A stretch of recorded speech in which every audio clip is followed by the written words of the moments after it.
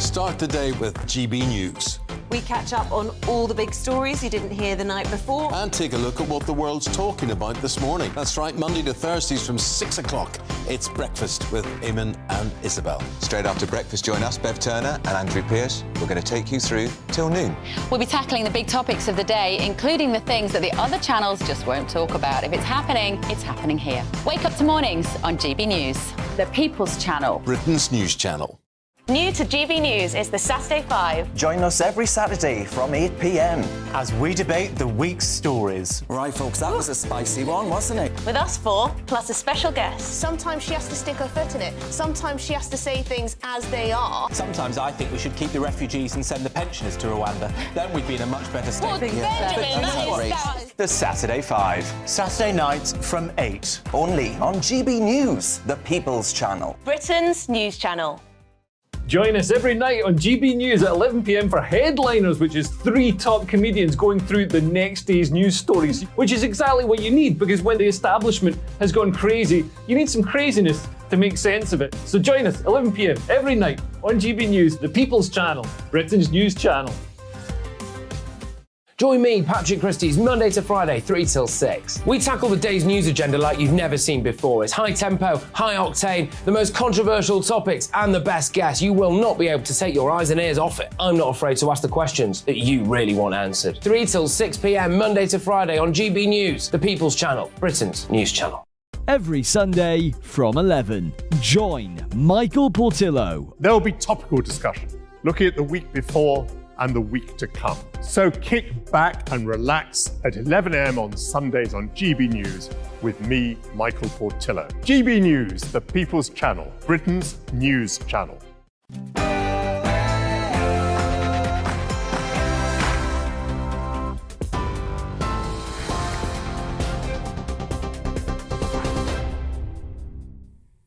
Good morning, it's 9:31. This is the latest from the GB newsroom.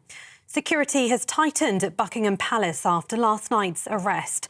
A man threw shotgun cartridges into the grounds of Buckingham Palace.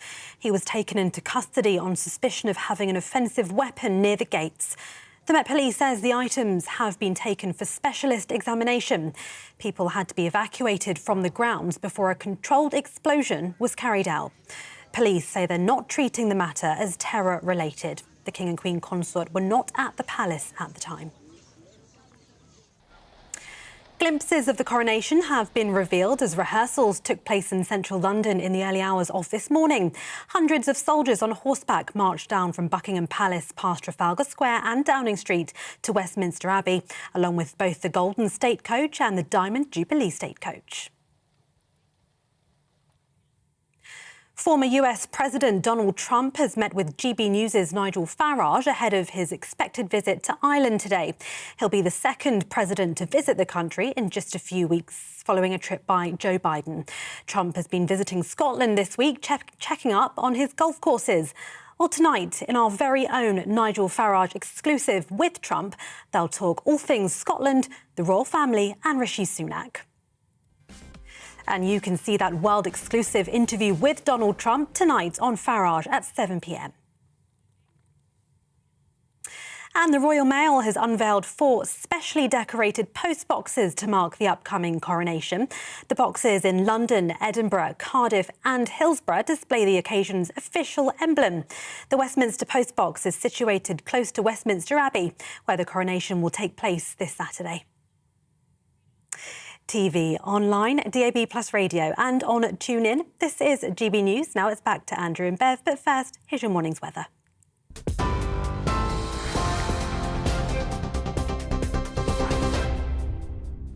Alex Deakin here with your latest weather update from the Met Office for GB News. Good morning. Another fine day for most today, perhaps a bit brighter than yesterday. A better chance of seeing a little bit more in the way of blue sky. High pressure is dominating our weather, but low pressure is trying to edge in, and as a result the isobars are squeezing together, hence why the breeze will be picking up. But still, by and large, a fine day today. Not completely dry. There are a few showers through the morning, just working their way up the western side of Scotland.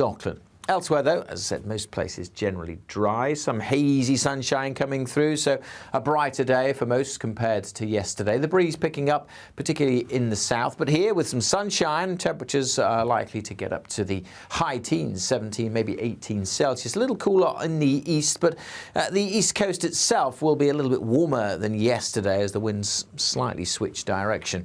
We'll see the outbreaks of rain continuing to work across northern Scotland this evening. Nothing too heavy, but just a bit damp here, that rain trickling up towards Orkney. For most, it will be a dry night with clear spells, and again, temperatures are likely to drop down into single figures. So a slightly fresh start to Thursday, particularly with the breeze, which will continue to strengthen. Quite a blustery day in places to come tomorrow, particularly so in the west with these easterly winds. They'll also be bringing a chill back to these eastern coasts. In the southwest, we'll see some outbreaks of rain pushing up during tomorrow morning, spreading through Devon, Cornwall, Somerset, and eventually some of those outbreaks of rain will work into southern and then mid-Wales. Still some patchy rain across the Northern Isles, but for most it'll be another fine, bright day tomorrow. That easterly wind, though, as I said, bringing a chill to the east coast. Get out of the breeze and the sunny spells. We could see temperatures in the mid or even high teens. The long weekend, well, we are going to see some heavy showers, but there'll be dry and bright spells, and it'll still feel pretty warm when the sun's out.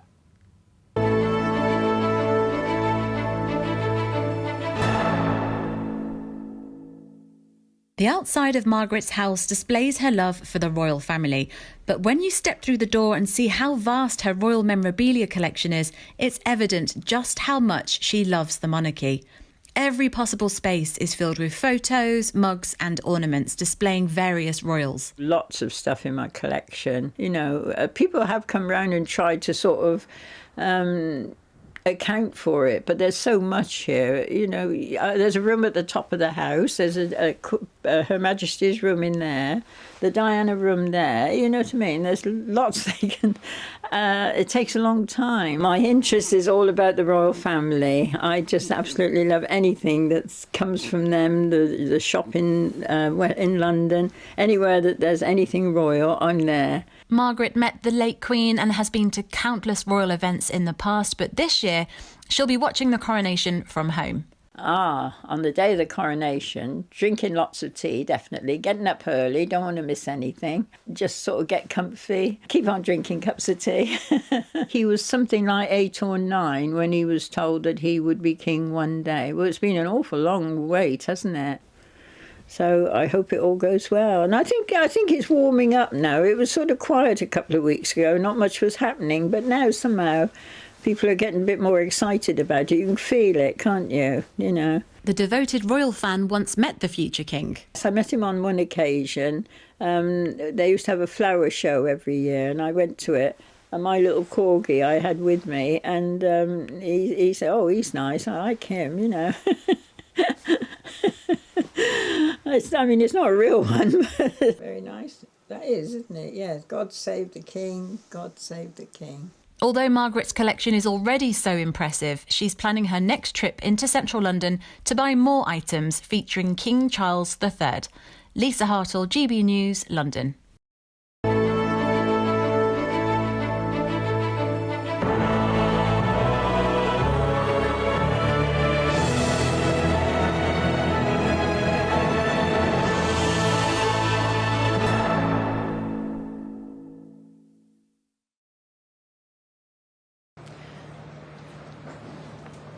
Good morning from Buckingham Palace. The sun is out, it's a little warmer today. It is. The atmosphere is still nice, there's a nice atmosphere, lots of public down here this morning, more public actually probably than yesterday, but obviously things are a little bit tainted by events of last night. Because of course we had the drama, the security scare, a man threw some form of shotgun cartridges into Buckingham Palace. There was a controlled explosion, he's under arrest. The police say nothing to do with terrorism, more at their words, not ours, a mental health issue. It was a precautionary explosion, and it was heard live on GB News last night. We're just getting the latest word from the Metropolitan Police, and I don't know what it is. Evacuate now. We're going to have to evacuate now. The police are live with us now and telling us that we've got to evacuate even I don't from this see why we could possibly porta have to cabin. move. So I'm very sorry to say that it is good evening from me for the time being, as I think that was probably a controlled explosion in the background. That's what it sounded like to me. So that was Michael Cole, who is with us now this morning. Michael, for anybody who's just tuning in this morning, he doesn't know what happened, just tell us events just before that. Well, you'll appreciate this. We were sitting here exactly where we were. Jacob Rees-Mogg was here, I was here, and we were told that we were going to have to leave our little tented village, which we've occupied down here at Canada Gate, and we had to go to our little hut in the woods about 60 metres away, would you say? And was this after the security? Well, we weren't told anything, okay. Just saying, leave, you've got to go there. So being good boys and girls, we went. Now, I'm very much in the camp of saying that I don't like people to interfere with my lawful occasions while I'm doing them. And I did point out, I said, we've been invited here, we've been accredited, we've been checked, we're wearing our high visibility garments, but we moved to our little porta cabin, and the only clever thing I did, I said to a very talented camera crew, I said, look, can you bring one of the cameras and take it to the hut? And we'll do the show from there. I sounded like Mickey Rooney and Judy Garland, you know, let's do the show right here. So they did it in about less than 5 minutes, and we were actually on air when you saw that little incident there. And I must say that Jacob Rees-Mogg, who I've never met before, was extremely good. Yeah. He's not a professional broadcaster, but he's found the right words and he said them, and he's a good man under fire. Yeah. Then it became even more complicated, because after the explosion went off, we were told we had to leave entirely the media zone. And we went outside the gates. We were mingling with all the other technicians, about 200 or 300 of them. And once again, our camera crew got back on air. We had the sound, we had the picture, we had to improvise. It was a bit jury-rigged. But you know, the important thing is, and I think we can take some pride in this, I'm not part of GB News, I'm a guest of GB News, but this is the Coronation station. We are the only people on air. Where are all the other pygmies? Where are they? This is the biggest story in the world. This is the greatest show on earth, and they weren't here. So the pictures were exclusively on GB News, and also, not only that, the follow-up pictures of the arrest. But the weird thing is, Andrew, that all of this little drama took place an hour after it happened. It was all over by the time we were told to remove in the middle of a live broadcast, which is not ideal. But all credit to the camera crew and the other backup people. We covered it because when you're on air, you want to stay on air. That's your professional thing. And this was one individual, we believe. I don't think it's suspected that it has any terrorist connections. What else do we know at this stage about who this person was and what they did? One small incident, nobody was hurt, nobody was injured. It's regrettable, but you know, in the words of the Rolling Stones, it's all over now. And how do you stop it anyway, Michael? Because we've seen thousands of police officers, thousands of troops rehearsing, 6,000 overnight again. But unless they're going to stop and search every single person outside the palace, they can't stop this happening. Well, this is Jobsworth International down here. It's Jobsworth Paradise. Everybody's got to wear reflective clothes and all the rest of it. It's a nightmare, though, isn't it? Of course it is. Of course it is. Because security is the bane of our lives these days. It's very unfortunate that awful people will do these stupid things. And if I was allowed to say something, editorialise a bit, I'd like to say to all the people who want to cause trouble tomorrow, who want to disrupt things, just be responsible. Be kind on Coronation Day. There'll be thousands and thousands of children here, and we haven't seen an occasion like this. The world hasn't seen an occasion like this for 70 years. Just be a bit decent. It would also be pretty damn stupid for any of the eco-protesters to target the Coronation, because King Charles is their greatest champion. He was championing eco causes when he was a teenager. But do they think, Andrew? They're eco-egotists. They are completely selfish. And I was in Parliament Square yesterday, in a taxi, and they were doing their little shuffle, stop oil, past Westminster Abbey.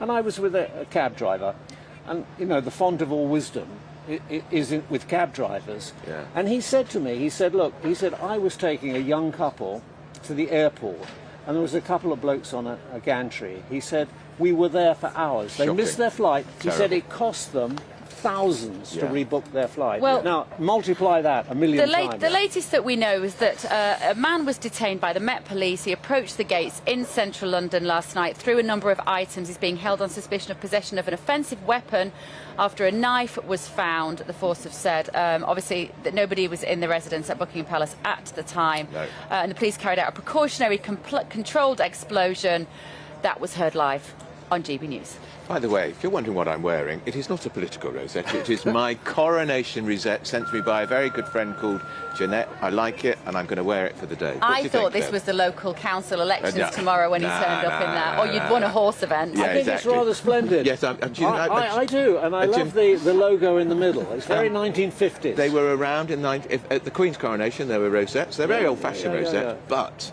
And I'm wearing my old-fashioned pinstripe suit as well. Well, I'll have to match that tomorrow. Okay, right, let's take a look at the politics of the day. The Prime Minister is set to announce the banning of cold calling as part of a national strategy to tackle the £7 billion a year cost of scams. And, of course, fraud is now the biggest crime in the country. Meanwhile, the Deputy Prime Minister, that's Oliver Dowden, struggled there, has told MPs that Sue Gray, that senior civil servant, flatly refused to cooperate with a Whitehall inquiry into whether she broke any rules by agreeing to take a job with Sir Keir Starmer, and we think she might have been talking to Sir Keir Starmer while she was doing the Partygate inquiry into Boris Johnson. Huge conflict of interest. So joining us now to unpack it all is the leader of Reform UK, Richard Tice. Good morning, Richard.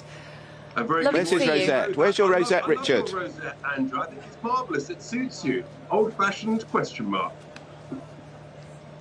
Let's talk about the Sue Gray situation first, Richard, if we can. This is scandalous that a woman who is meant to represent the highest ethical standards of our establishment is behaving in this way and refusing to answer questions. It's utterly extraordinary. She's elevated herself to being the nation's hypocrite-in-chief.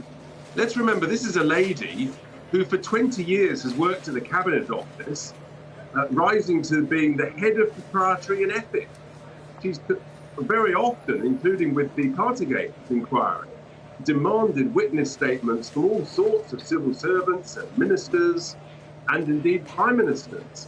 And yet when the heat turns on her, when there's the possibility that she may have breached the civil service code and rules and ethics, all of a sudden she goes completely silent and refuses to answer questions. You literally could not make this up. And the simple thing is, if she's got something to hide, she remains silent. If you haven't got anything to hide, if you think it's all appropriate, then why not just answer the questions that you've, as a person, as head of ethics, have consistently asked other people? That's the point, Richard, isn't it? If she won't answer these questions, everybody's going to think, what has she got to hide? Keir Starmer, of course, will be challenged about this at Prime Minister's Question Times today. If she won't tell us, hasn't he got to tell us when these talks between him and Sue Gray began, and did they clash with the time when she was doing the Partygate inquiry? Well, of course, Keir Starmer set himself out as being the man of great principle, the man of great integrity, but on another broadcast channel, he has, I think it was about 7 times, refused to answer that very question. And it's quite clear that the only reason you could refuse to answer that question is because actually you really have got something to hide, you're embarrassed, you've been found out, and I suspect that the Prime Minister has got an absolute open goal today in question time, and this could potentially be actually very dangerous for Keir Starmer because his integrity is on the line. At the very least, he has to answer the question, and whether or not Sue Gray can remain in that role, given this hypocritical start, I think is very much up for grabs. I don't think she should. Well, I was going to say, what's your view? There's some suggestion she may not be able to take the job for 1 year or 2 years. Can she do it at all? She certainly shouldn't do it for a significant period of time. I think it's a COBA, that the committee that has to rule on that. But yeah, I think it's very questionable whether he can do it at all, because Keir Starmer's integrity and honesty is now on the line. And so far, he's completely and utterly failed. He's, of course, the U-turner in chief in the country. He's done more U-turns than anybody can think of on some of his policies. It's impossible to know what he stands for. But he claimed that the bedrock was his integrity and principles like Sue Gray, and actually he won't answer the question, so clearly he's got no integrity. He's got something to hide, she's got something to hide, and they owe the nation an explanation. Richard, obviously one of the issues which voters feel very strongly about, law and order, crime, it repeatedly comes up on the issues that people feel most strongly about. Rishi Sunak announcement today, cybercrime is the most common crime now. It is on the up all the time. What do you think of his measures to clamp down on cold calling in order to help protect people from scams? Look, we hear all of these sort of headlines, these good initiatives from government ministers and the Prime Minister, but I think the nation is just weary because it never turns into action on whatever it is, on any of his 5 pledges, whether it's the boats, whether it's, they trumpet the fact they've employed 20,000 new police officers. Well, you can't see any of them. They're all sitting in desks sort of policing tweets. I don't know where they are. So I think the country just says, well, it sounds a good idea, but of course this lot, they won't deliver it because they never actually get anything done. So, but in reality, what people really want is actually every day we want to see police officers on the street, protecting communities, preventing crime, catching criminals. It's pretty basic stuff. OK, thank you very much, Richard. We need to move on. I don't know how you can crack down on cold calling. I mean, what is the government going to do? Listening to every phone call in the country? I guess it will make it illegal to cold call people. And cold calling is often the route to scams, particularly for the elderly. Some people are very convincing on the phone. When I get those calls, I say, oh, I'm fascinated by that. And I put my mobile phone down on the desk and I walk away and I go make a cup of tea and they can talk to my phone or my desk for 2 or 3 minutes. Michael Cole's still with us, he's chuckling. How do you deal with cold callers? Well, perhaps a little bit more peremptorily than you. Oh, get lost. Well, it saves time, really. It saves time. But it is a scourge, and as you so rightly said, a lot of older people are taken in.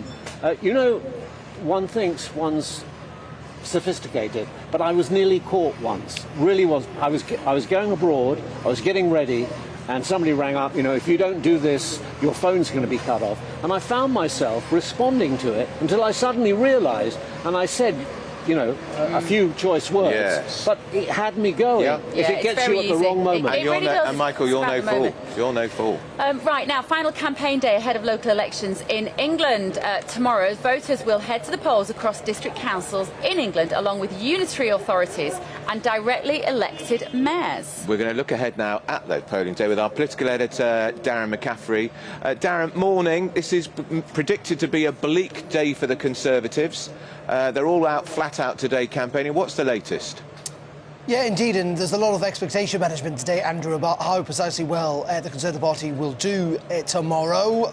They keep talking up this figure of 1,000 seats. That's the number they think they'll lose, though experts suggest it might be around 500. Whatever way you try and cut the cake, it's not looking terribly good. Now, there are 8,000 seats up for grabs. These were last fought in 2019 when the Conservative Party didn't do particularly well under Theresa May. She left just a couple of months after those pretty bad results, though Labour didn't do spectacularly well either under Jeremy Corbyn's leadership. So it will be fascinating. As I say, local elections tend to be about local issues, don't they? Whether they're bin collections or the situation of your local parks or housing.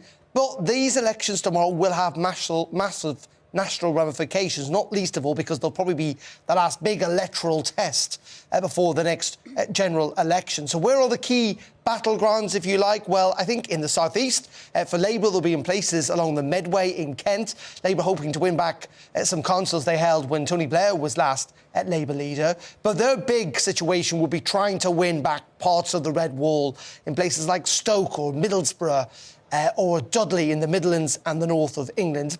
As for the Conservative Party, again, it'll be interesting to see whether Rishi Sunak has any chance of holding on to those red wall seats with Conservative councillors. Will they be able to retain their seats? But I think the big challenge could come actually in the south, in the blue wall, where the Liberal Democrats are hoping to pick up seats in the home counties, in places like Cambridgeshire, in places like Surrey, actually, where you've got Dominic Raab and Michael Gove's constituencies. So it's going to be absolutely fascinating. It's the first time, of course, in England that you'll need to take voter ID to the voting booths to be able to vote. We'll get the elections and the results as they pour in through Thursday night and into Friday. But it'll be a big test of Rishi Sunak's leadership, but also a big test of whether Labour really are on track, if the polls are to be believed, to do well at the next general election. Darren, you mentioned voter ID. Labour and the Liberal Democrats have made a big fuss about the fact this is the first election where you've got to produce voter ID, maybe a passport or your driving licence. It happens in Northern Ireland and it happens in just about every country in Europe. Is there any evidence it could lead to a fall in turnout if people turn up without their photographic ID? Well, this is going to be a really big test. There was and have been pilot schemes carried out, and the impact was pretty minimal, but that was on a relatively small scale. As you say, it's been in Northern Ireland for years for very obvious reasons, and it is indeed used in most Western countries. Critics of this would say, well, you're trying to solve a problem that didn't exist in the first place. There's no evidence of widespread voter fraud in this country, and that in the end, fewer younger people, who, let's be frank, these days tend to vote Labour, actually have any form of ID, and thus that they may be discouraged or turned away from the voting booths. And this does not have cross-political support, which is odd when it comes to big electoral reforms. As you say, the Conservative Party would make the argument is that this is pretty standard in most parts of the democratic world, and it is something that might tackle a small problem that is there. It'll be fascinating to see whether it has a big impact. Thank you, Darren. Always nice to see you, Darren McCaffrey there. Next, we're going to be getting the latest on the security operation leading up to the coronation, and we're going to be hearing from a royal superfan whose collection of royal memorabilia goes back to her childhood. This is The Point on GB News, Britain's news channel.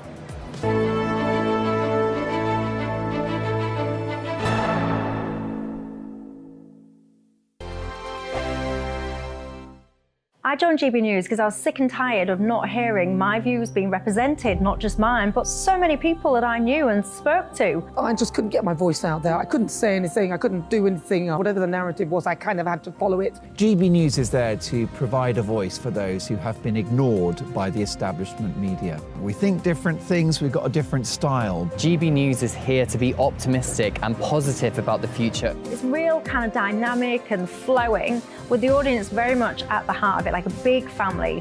Here at GB News, we talk about the things that matter to you. Hearing the voices from right across our towns and cities, especially our towns. All sides of the argument represented with a heavy dose of opinion. We're on a mission here to make a difference. And the GB News family really is here for you, and whatever time of day you can watch or listen. Britain's watching. Britain's watching. We're proud to be GB News. The People's Channel. Britain's news channel. Monday to Thursday, 9 p.m. till 11 p.m. Join me, Dan Wootton. I'll bring you the sharpest takes and hottest debates. Do you not believe in prisons? I don't believe in prisons. I'm completely stunned. I guarantee you there'll be no spin, no bias, no censorship. I actually was personally quite offended by it. And no reason to go to bed. So I guess they've always been quite woke. That's Dan Wootton tonight on TV, radio and online. Monday to Thursday from 9 p.m. till 11 p.m. on GB News. The People's Channel, Britain's news channel. Start the day with GB News. We catch up on all the big stories you didn't hear the night before. And take a look at what the world's talking about this morning. That's right, Monday to Thursdays from 6 o'clock. It's Breakfast with Eamon and Isabel. Straight after breakfast, join us, Bev Turner and Andrew Pearce. We're going to take you through till noon. We'll be tackling the big topics of the day, including the things that the other channels just won't talk about. If it's happening here. Wake up to mornings on GB News, the People's Channel. Britain's news channel. New to GB News is the Saturday 5. Join us every Saturday from 8 p.m. as we debate the week's stories. Right, folks, that was a spicy one, wasn't it? With us four, plus a special guest. Sometimes she has to stick her foot in it. Sometimes she has to say things as they are. Sometimes I think we should keep the refugees and send the pensioners to Rwanda. Then we'd be in a much better state. Benjamin, that is The Saturday 5. Saturday nights from 8. Only on GB News, the People's Channel. Britain's news channel. Join us every night on GB News at 11 p.m. for Headliners, which is 3 top comedians going through the next day's news stories, which is exactly what you need, because when the establishment has gone crazy, you need some craziness to make sense of it. So join us 11 p.m. every night on GB News, the People's Channel, Britain's news channel. Join me, Patrick Christie's Monday to Friday, 3 till 6. We tackle the day's news agenda like you've never seen before. It's high tempo, high octane, the most controversial topics and the best guests. You will not be able to take your eyes and ears off it. I'm not afraid to ask the questions that you really want answered. 3 till 6 p.m. Monday to Friday on GB News, the People's Channel, Britain's news channel. Every Sunday from 11. Join Michael Portillo. There will be topical discussion, looking at the week before and the week to come. So kick back and relax at 11 a.m. on Sundays on GB News with me, Michael Portillo. GB News, the People's Channel, Britain's news channel.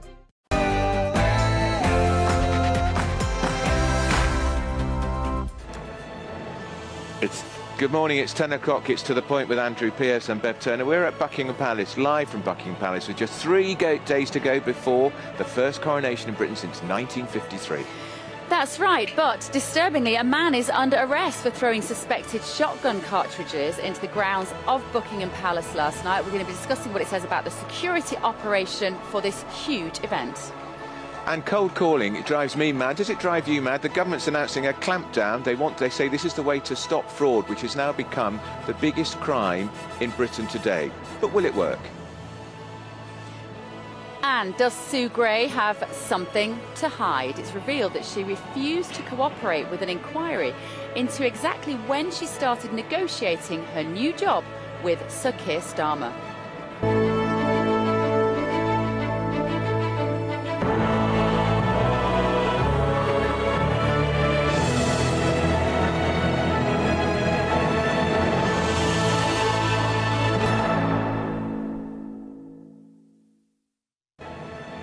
Let us know your thoughts.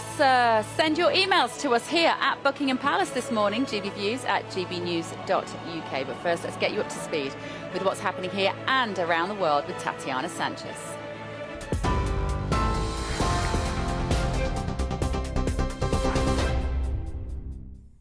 Bev, thank you very much and good morning. It's 1 minute past 10. This is the latest from the GB newsroom. Security has been stepped up around Buckingham Palace following an incident last night, with police being praised for their quick response. A man was arrested after suspected shotgun cartridges were thrown into the grounds of the palace, and a knife was also found at the site.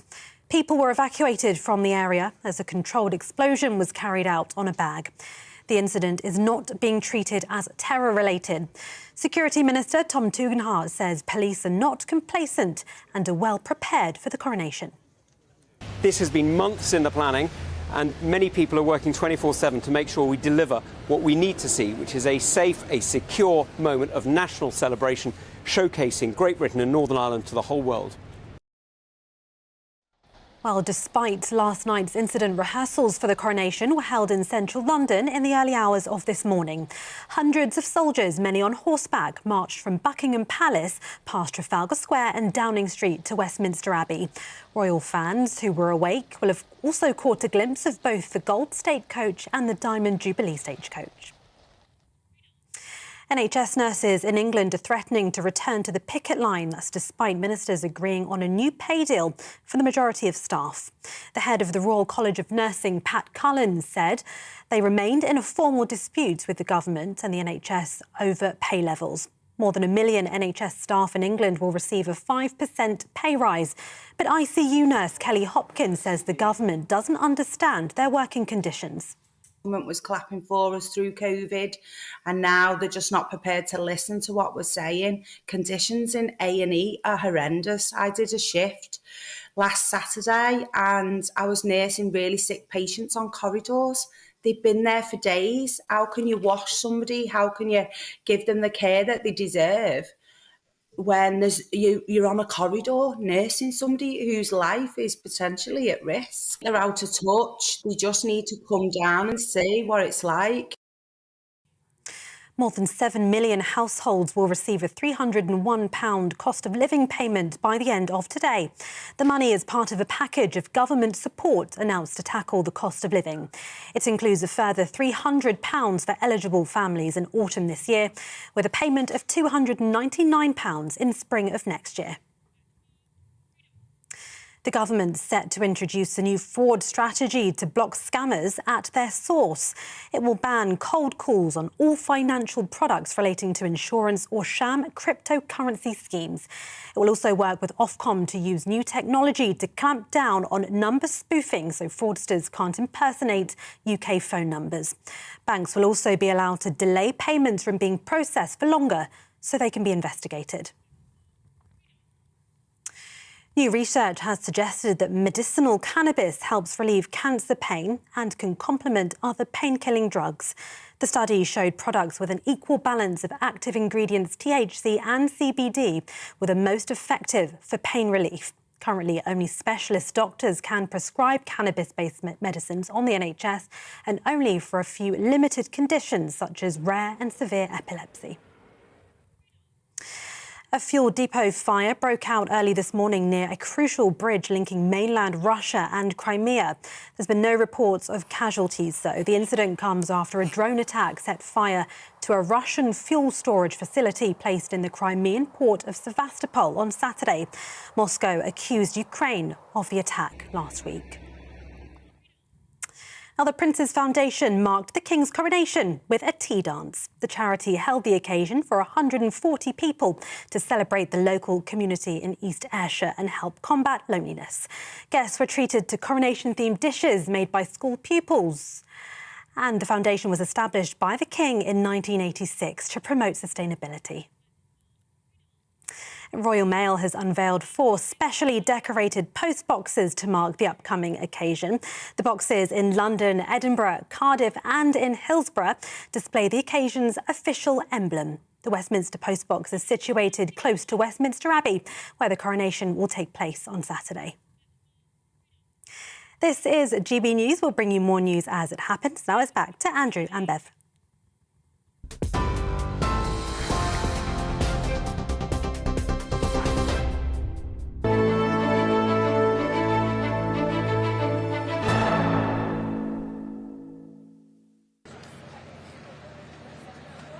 Morning, it's Bev and Andrew at Buckingham Palace, which is where our top story is, of course, because a man has been arrested after throwing suspected shotgun cartridges at the gates of Buckingham Palace. There was a controlled explosion. That's right, the area was locked down and a precautionary controlled explosion was carried out, which was heard live on GB News last night. We're just getting the latest word from the Metropolitan Police, and I don't know what it is. Evacuate now. We're going to have to evacuate now? The police are live with us now and telling us that we've got to evacuate even I don't from this see why we could possibly have to move. So I'm very sorry to say that it is good evening for me for the time being, as I think that was probably a controlled explosion in the background. That's what it sounded like to me. Buckingham Palace has confirmed that neither the King nor the Queen or in fact any members of the royal family were at the palace when the incident took place. That's right, but one man who was there, you saw him in that footage now, was royal correspondent Michael Cole. Yes. So you and Jacob Rees-Mogg were broadcasting live. The police intervener said everybody has to move. At that point, you didn't know what was happening. We didn't, and we weren't told for a whole hour. We removed quickly to a little hut we've got in the woods here. And I said, it was the only clever thing I said all evening, I said to our cameraman, can you get a camera and can we do the show from right here? And within 1 or 2 minutes, GB News was back on the air because... unlike the other stations. Nobody is here. We are the only people here. Yeah. You've become the Coronation channel, very much so, the Coronation station. And we were on air from our little hut. When somebody said, well, you've got to leave, still no explanation. And I don't like anybody interfering with us, going about our lawful occasions. We're accredited, we've been checked, we've got the passes, we've been down here and we're paying a lot of rent for this little piece of real estate, and we were being prevented from doing our job. Were you frightened at all at that point? No, absolutely not. I really wasn't. I mean, I've been around the world a little bit and I knew what was going on. They were making checks, but we weren't told, and the whole of this event hadn't finished, because then they said, you've got to vacate, that was the point you saw, you've got to vacate this hut. And that's when the controlled explosion went off. And I must say that Jacob Rees-Mogg, who I'd never met before, was cool under fire. Yeah. He was absolutely superb. And he's not a professional broadcaster, as are we.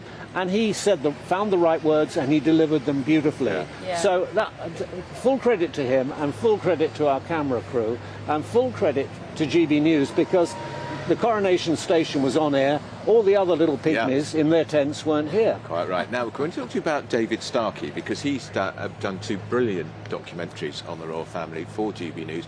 It was a jaw-dropper for Bev and I as we ended the programme yesterday. He told us that his conclusion in the second documentary was, this will be the last coronation. And I said, I hope you're wrong, David. He said, I hope I'm wrong too. We're going to talk to him a little later about that, and also about the civil servant Sue Gray dodging answers. But what's your view? Well, I hesitate to disagree with so eminent an authority as David Starkey.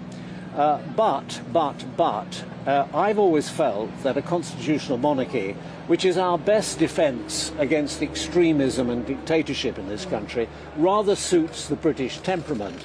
And if you look at the heir apparent, he has an approval rating of 71%, that's Prince William, and his wife, 72%. Yeah. Every single politician in the Western world where these things aren't fixed would die for an approval rating that high. Yeah. Now, I'm just going to give you a little test. There are 43 monarchies in the world, and there are 149 republics. If I said to you, would you rather live in Morocco or Algeria? Would you rather live in Jordan or Syria? Would you rather live in Japan or China? Would you rather live in Denmark or Lithuania? If you chose the first choice, every time you chose a monarchy, because monarchies tend to be happier lands. And I think we ought to actually pat ourselves on the back, congratulate ourselves, hug ourselves. And the interesting thing is, another poll, you can prove anything with polls, but 51% of people thought there would be a monarchy in 50 years' time. But I fall back on King Farouk. King Farouk, the last king of Egypt. And he said, before he was overthrown, he said, in 100 years' time, there will be 5 kings left. The kings of hearts, clubs, diamonds, spades, and the King of England. Absolutely right. Great stuff. They do seem to create stability, don't they, for a country. Thank you, Michael. And we don't want a boring president. No. And we don't want Tony Blair as president. We do not. Now, let's get the latest from our Home and Security Editor, Mark White. Good morning, Mark. What more do we know about this security breach last night? Well, good morning. I mean, the good thing is, the positive out of this is that, for the moment at least, the police are not treating this as a terrorist incident. What they are doing, of course, is now delving into the background of this individual to find out exactly who the person is, what their motivation might have been, and whether they're connected to any other people who might be planning something similar or something worse. And of course, listening to Michael there and watching both Michael and Jacob last night, it's never pleasant to be forced off the air like that. But I think from the policing point of view, you've got to realise that they need to sort of try to make the area as sterile as possible, get those who might be in danger out of harm's way. And although it might look like you're not in danger from where you are, we just need to cast our minds back to 2017 and the terrorist attack that took place there on London Bridge. It started off as a vehicle-borne attack, that van running into members of the public, then very quickly became a marauding terrorist attack with 3 terrorists running around the area stabbing people. So the police never know exactly what they're dealing with until they've been able to properly assess the situation and rule out that there are no other people involved. So that's why you see, quite a very firm response from the police to create what is called a sort of an outer cordon, where they believe that it's safe beyond that cordon to keep people while they make sure that they have bottomed out any threats around Buckingham Palace.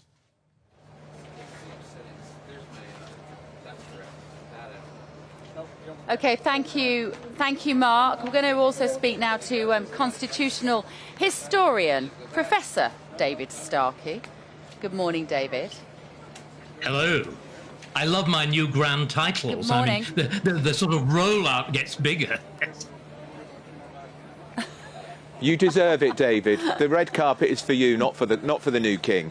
David, before we talk about the security implications, I'm still fascinated by that revelation you gave us at the end of the programme yesterday in your documentary, your assertion that this could be, or will be, the last coronation. Why so? I didn't say that I think that the monarchy would go. And it's a very important distinction. I mean, Michael seemed, and can I just say, what a magnificent performance that was from Michael. I mean, it was a combination of royal correspondent and Second World War buff. It was truly wonderful. But Michael seemed to be assuming I said that the monarchy would go. I don't think that. But I think it very likely that the coronation will disappear, that we will have something, oddly enough, much more like the ceremonies that greeted the last non-royal to be head of state in Britain, that's to say Oliver Cromwell. Oliver Cromwell had an inauguration in Westminster Hall, where we're now seeing the King meeting Parliament yesterday in Westminster Hall. It used the coronation chair, it used some of the royal equipment, but not the crown, and it sort of invoked the past, but equally, can one say it, as a king wants, as I think the next king, as a Prince of Wales wants even more. It was modern. It discarded the whole old mumbo jumbo of monarchy. So we've been there once before. I think we could go again. That's what I was saying. So an inauguration, much more like that of the continental monarchies. David, fascinating as ever. We talked also yesterday about Sue Gray. She was, of course, head of ethics and propriety in the civil service. She's been the subject of a Cabinet Office inquiry into when she started her secret talks with the leader of the opposition, Keir Starmer. We now know she refused to cooperate with that inquiry, which strikes me as jaw-dropping. You've got strong views on Sue Gray. I do. I think, again, we need to look at this woman and where she's been over the last 20 years. She has been at the heart of government.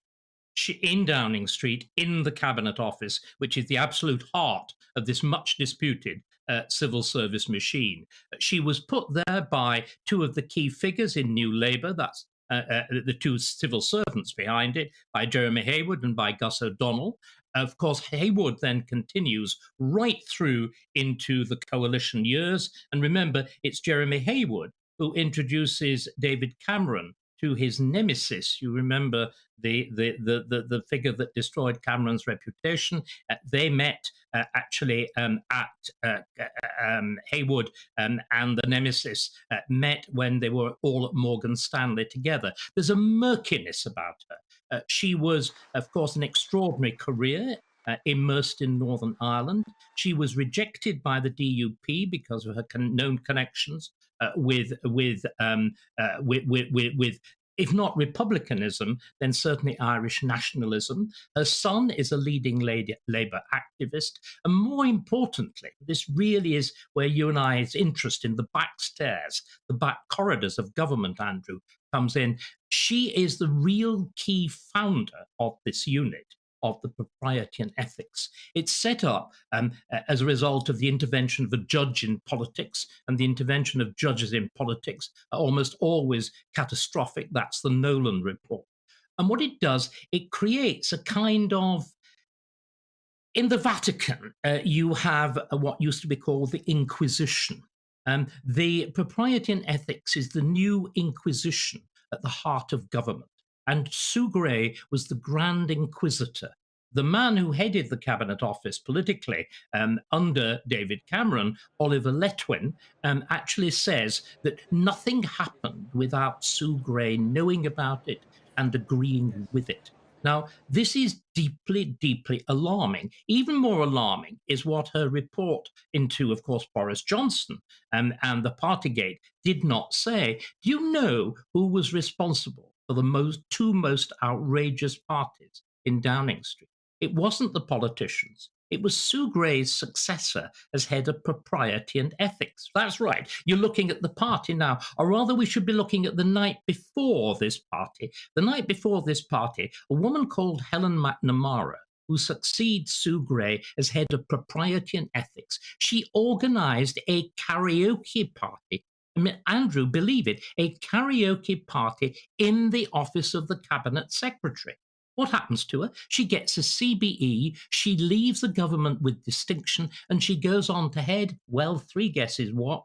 Public relations for the Premier League. The other, again, very closely associated circle in all of this, even more staggering, is the unit that was actually in charge of regulating the whole business of lockdown. That's to say, the COVID unit. The head of that was a woman called Kate Josephs. Just in December 2020, Kate Joseph gets a wonderful job as director, or whatever it's now called, it used to be called town clerk, of Sheffield City Council. She holds a leaving party in the office of the Cabinet Secretary that was so drunken that it was alleged that a couple of lads took their shirts off and squared up in the course of it. Now, you know, this is the legacy of Grey and the heart of government, carefully suppressed, not talked about. The press hasn't been interested because they were running after Boris Johnson and they were even running after Rishi Sunak. This is why Sunak was so furious to be fined by the police when he turned up early for a cabinet meeting and found that funny birthday party and a couple of slices of limp cake, and he was fined for that. And these people that are Grey's successors, that she protected in government, in the very heart of government, got away with what I'm describing. And it's beyond belief. It's unscrutinized by you lot in the press. David, absolutely fascinating as ever. She's got a lot to answer for, and there's going to be much more to come. That's David Starkey, the Constitution historian. If you haven't seen his documentary on GB News, watch it. He did 2, one after another. Absolutely fascinating. Now, still to come, my colleague Bev Turner. She's out and about in the Mall, speaking to royal lovers who've been camping there, eagerly waiting for the coronation. They're called, what are they called, Michael Coe, those people? We always call them twirlies. Twirlies. Whenever you arrive, they say, are we twirly? There we are, the twirlies. Bev Turner will be talking to some of the twirlies who've been there for days already, and the coronation isn't until Saturday. We're at Buckingham Palace, we're enjoying it, the sun is shining, there's hundreds of people here. This is To The Point on GB News, Britain's news channel. I joined GB News because I was sick and tired of not hearing my views being represented, not just mine, but so many people that I knew and spoke to. I just couldn't get my voice out there. I couldn't say anything, I couldn't do anything. Whatever the narrative was, I kind of had to follow it. GB News is there to provide a voice for those who have been ignored by the establishment media. We think different things, we've got a different style. GB News is here to be optimistic and positive about the future. It's real kind of dynamic and flowing, with the audience very much at the heart of it, like a big family. Here at GB News, we talk about the things that matter to you. Hearing the voices from right across our towns and cities, especially our towns. All sides of the argument represented with a heavy dose of opinion. We're on a mission here to make a difference. And the GB News family really is here for you, and whatever time of day you can watch or listen. Britain's watching. Britain's watching. We're proud to be GB News. The People's Channel. Britain's news channel. Westminster is going around in ever-decreasing circles, followed by the media. Britain is broken. How on earth did we get into this mess? But more importantly, how do we get out of it? Join me at 7 p.m, Mondays to Thursdays on Farage, here on GB News. We will have open, rational debate. We've got to work out how Britain moves forward from this. Join us here on GB News, the People's Channel. Britain is watching. You've probably seen politicians interviewed 1,000 times, but we do it differently. We find out who they really are, we don't shout, we chat, and hopefully we bring a bit of light, not just heat. Did you know Kate Moss? Apparently. Do you have a pair of jeans or a pair of jeans? No, of course I don't. What would I do with them? My friends are like, oh my God, what's she doing now? Join me every Sunday at 6 for Gloria Meets, only on GB News, the People's Channel, Britain's news channel.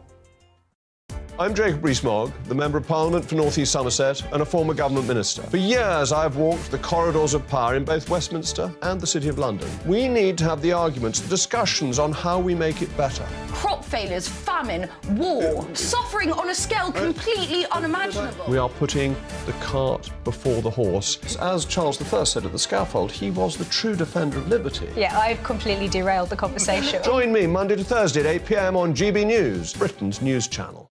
New to GB News is the Saturday 5. Join us every Saturday from 8 p.m. as we debate the week's stories. Right, folks, that was a spicy one, wasn't it? With us four, plus a special guest. Sometimes she has to stick her foot in it. Sometimes she has to say things as they are. Sometimes I think we should keep the refugees and send the pensioners to Rwanda. Then we'd be in a much better state. Well, Benjamin, that is... The Saturday 5. Saturday nights from 8. Only on GB News, the People's Channel. Britain's news channel.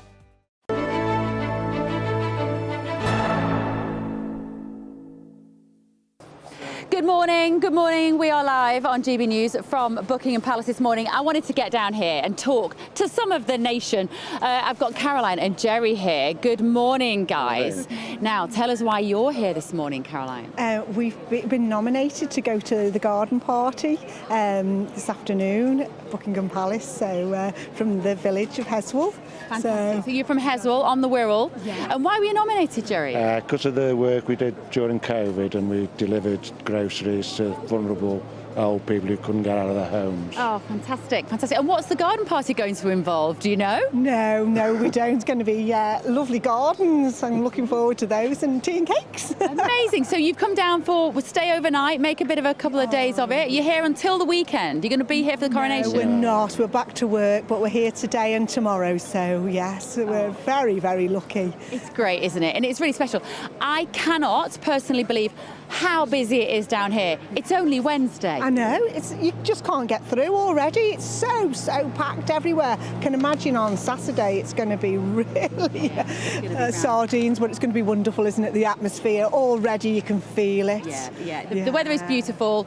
It's a hive of activity already down here. Have a wonderful time this afternoon, guys, won't you? Let's have a little walk around, see what we can see. They've actually just been taking out the traffic lights. I imagine that's the kind of thing you have to do outside of Buckingham Palace, right, on a weekend like this. Let me talk to these people here. Good morning. Hello. Right. Who are you and where do you come from? I'm John, this is Catherine. We live in Wensleydale in North Yorkshire. Fantastic. And let me guess, you're here for the coronation? Yes. Yes and no. Yeah, we're at the garden party this afternoon, like the other people we've just talked to. Yeah, so we're heading to the garden party at 3 o'clock this afternoon, so that's why we're down here. We've come down for a couple of days and just soak up some of the atmosphere as well. How did you blag an invitation to that? It wasn't nothing to do with me, I'm afraid. I work for County Down and Darlington NHS Foundation Trust, so it's through the work for the NHS. Fantastic. And you fans of GB News? Yeah, of course. Oh, yes. You said he's our biggest fan, right? Well, you told me to say that, remember? No, you didn't really. No. Yes, yeah, sure, yeah. It's good, yeah. And can you sum up what this weekend means for the country? We need a reason for a party, don't we? Yeah, we do. Oh, definitely. It's a once-in-a-lifetime thing. We'll never see anything like this again in our lifetime. Really exciting, and we're just really looking forward to the whole, coronation this weekend. Yeah. And what time does your garden party start this afternoon? 3 p.m. today. 3 o'clock. And you'll be in the behind Buckingham Palace. Yes. Quaffing champagne. Do you know which royals are going to be there? Well, I've no idea. It just says on the invitation the King and the royal party, so not sure until they arrive. So the King and the royal party. So do you expect King Charles to be at the garden party this afternoon? We think so. Yes. Fantastic. Yeah. Well, send some photos to us, won't you, at GB News? Let us know. Yeah. Keep watching. Thank you. Thank you. Right, let's have a little walk around here. Let me talk to these ladies. Good morning, ladies. Would you like to be on the TV? Are you having a lovely time? Where have you come English. from? I'm from Brazil. You've come from Brazil for the coronation? No. Yes. Yes. No. Yes. But I don't speak English. I don't speak. Well, you speak enough. Are you having a lovely time in Great Britain? Yes. Yes. Yeah. They're having a great time. Right, let's have a little walk around here. Who else can we see? Hello, sir. You look like you're quite happy to talk to me. Yes, I am French. Brilliant. And what does this weekend mean, this coronation, do you think? I don't very speak English, but I think so beautiful. I go to England for visit my aunt. Yep. And for the couronnement. Brilliant. Thank you. It's incredibly international down here this morning. That's what I've noticed. There are many, many languages being spoken. And when people talk with a little cynicism about the royal family and whether it has retains its appeal in 2023, on a weekend like this, actually coming down and seeing how many different nationalities are here, because of the coronation and because of an event like this and because we do it so brilliantly, Andrew. Right, back to you. Well done, Bev. Fascinating atmosphere there. Of course, Bev and I were there when we arrived earlier. We heard the whistle, the familiar whistle. We saw the outriders. We thought, it's a royal. Of course it's a royal. They're everywhere. We're in the heart of the royal family. And it was Princess Anne, looking radiant in the back seat. Bev and I like to think she smiled and waved at us. I'm not sure she did or she didn't. But, and of course, we're here at Buckingham Palace just pretty much hours after the major security scare when a man is now under arrest because he threw some form of gunpowder cartridges into the gardens of Buckingham Palace. And GB News was the only station which was able to cover it because Jacob Rees-Mogg and Michael Cole took themselves off to a little room nearby. So while all the other camera crews had departed, we kept filming and we actually heard the controlled explosion. So that was a really important moment. The police have confirmed that no member of the royal family was in Buckingham Palace at the time. You can always tell if someone's there because the Royal Standard's flying. The Royal Standard is flying above Buckingham Palace right now. That could mean either Prince Charles, the King, or Camilla is in Buckingham Palace or they're in their residence, Clarence House. So no royal was in there at the time, and the police have confirmed it was no terror incident, it was a mental health incident. But it just goes to show, doesn't it?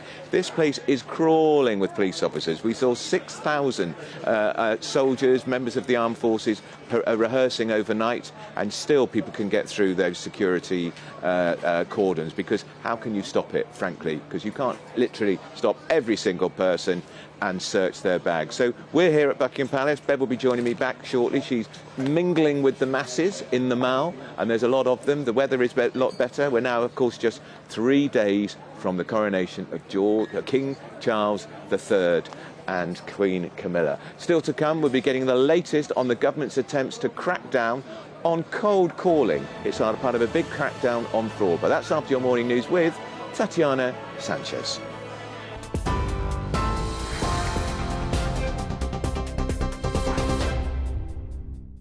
Andrew, thank you very much and good morning. It's 10:30. This is the latest from the GB newsroom. Security has been stepped up around Buckingham Palace following an incident last night with police being praised for their quick responses. A man was arrested after suspected shotgun cartridges were thrown into the grounds of the palace, and a knife was also found at the site. People were evacuated from the area as a controlled explosion was carried out on a bag. The incident isn't being treated as terror-related. Security Minister Tom Tugendhat says police are not complacent and are well prepared for the coronation. This has been months in the planning, and many people are working 24/7 to make sure we deliver what we need to see, which is a safe, a secure moment of national celebration, showcasing Great Britain and Northern Ireland to the whole world. Despite last night's incident, rehearsals for the coronation were held in central London early this morning. Hundreds of soldiers, many on horseback, marched from Buckingham Palace past Trafalgar Square and Downing Street to Westminster Abbey. Royal fans who were awake will have also caught a glimpse of both the Gold State coach and the Diamond Jubilee coach being marched down the Mall. And more than 7 million households will receive a £301 cost of living payment by the end of today. The money is part of a package of government support to help struggling households. A further £300 will be available for eligible families in autumn, and a similar payment will also be made in spring next year. TV, online, DAB+ radio and on TuneIn. This is GB News.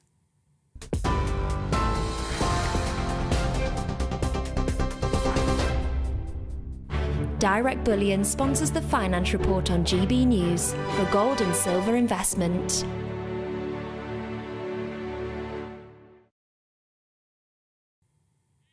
Here's a quick snapshot of today's markets. The pound will buy you $1.2522 and 1.1341 euros. The price of gold is £1,610 and 2 pence per ounce. And the FTSE 100's at 7,790 points. Direct Bullion sponsors the Finance Report on GB News, investments that matter. Monday to Thursday nights on GB News. At 6, it's Dubes & Co. 7 o'clock, Farage. At 8, join Jacob Rees-Mogg. And at 9, Dan Wootton Tonight, followed by headliners. On TV, radio and online. This is GB News.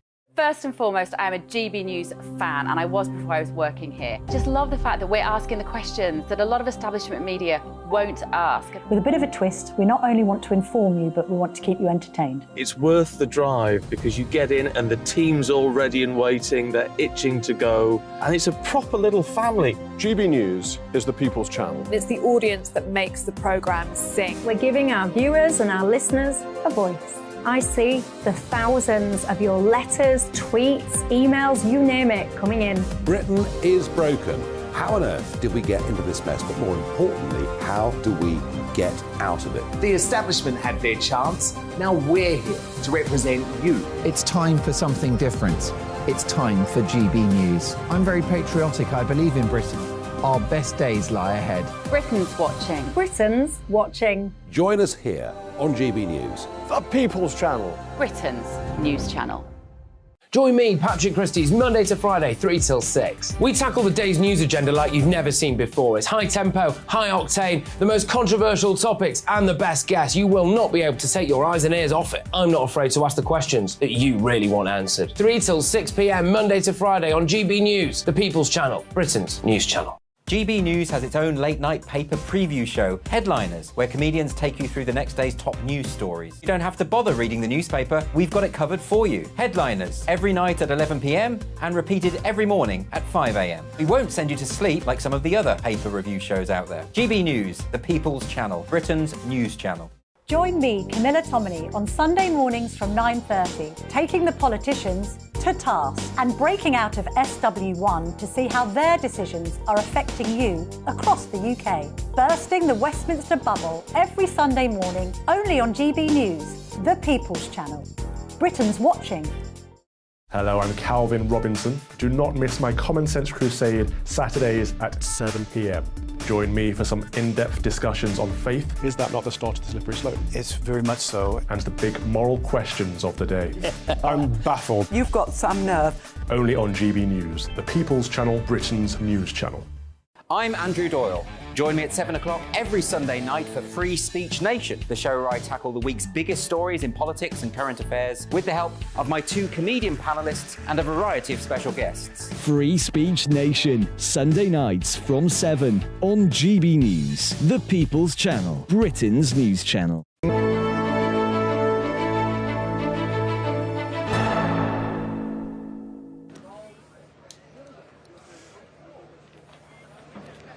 It's 10:36, you're with To The Point on GB News. We're at Buckingham Palace, Andrew Pearson, Bev Turner, and I am with my very special rosette, given to me by a good friend called Jan. It looks fabulous, Jan. Everybody's commenting on it. Where's yours? Where's yours? Some people thought I was campaigning for a political party. I thought you'd won a gymkhana, to be frank, but I'm afraid I've got my accreditation on still, because I've just hot-footed it back from the crowds, and it is lovely to talk to people. It is packed down there. Absolutely, and it's great to see so many people there, and the cameras, the photographs that have been taken of Buckingham Palace. This is a fantastic advertisement for Great Britain PLC, UK PLC, because they're from all around the globe and they're all fascinated by our royal family in the way that we're not fascinated, frankly, by theirs. There are a lot of GB News fans down there as well, I can tell you. You may not get out alive. Nigel Farage is going to be in all sorts of trouble when he gets down here. It is a really enthusiastic crowd. They love the royals, they love the occasion, of course they do. And they like an excuse for a party. And we should talk of Nigel Farage because he's got his big interview later today. He's talking to somebody called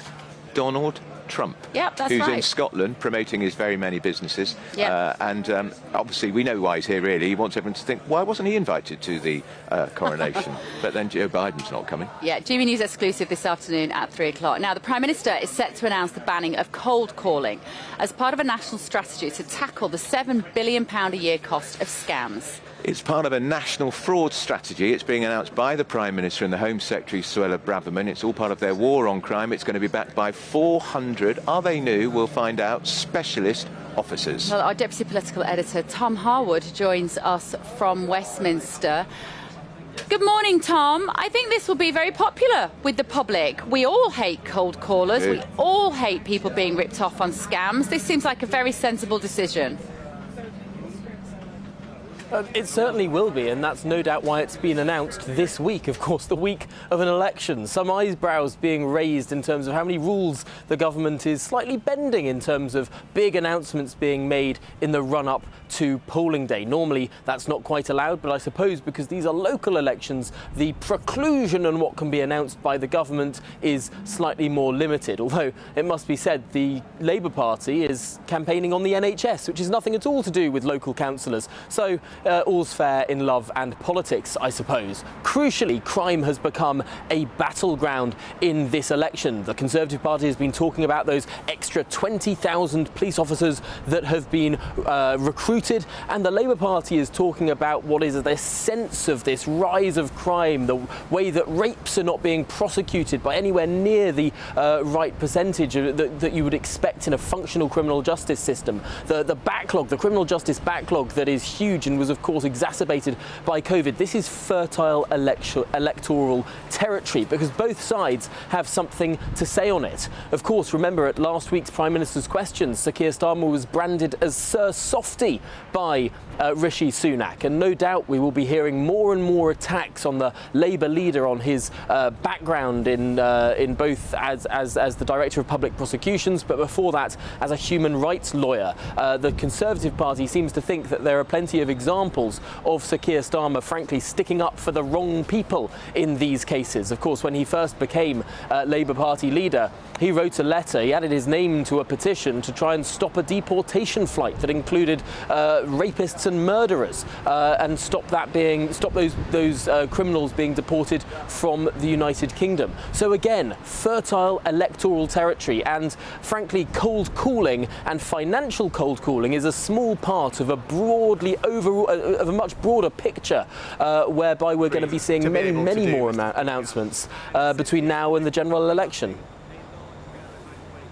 Tom, I was fascinated by a fact in the article Rishi Sunak wrote in my newspaper, the Daily Mail today, where he said there's around almost 5 million fraud offences every year. Only 5,000 are properly investigated and prosecuted.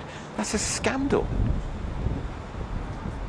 It's a huge scandal, and of course this has become a bigger problem throughout COVID as everyone sort of moved online. It's much harder to be so judicious, especially for older people perhaps who are less used to using the internet, always used to going into a bank or into a post office to do their business. Suddenly all of that moving online in the last few years for people that perhaps weren't so used to that realm, that's been fertile territory for fraudsters and for scammers. And clearly the government thinks now is the time to crack down on this and to stop this sort of behaviour, because ultimately it is affecting some of the most vulnerable people in our society.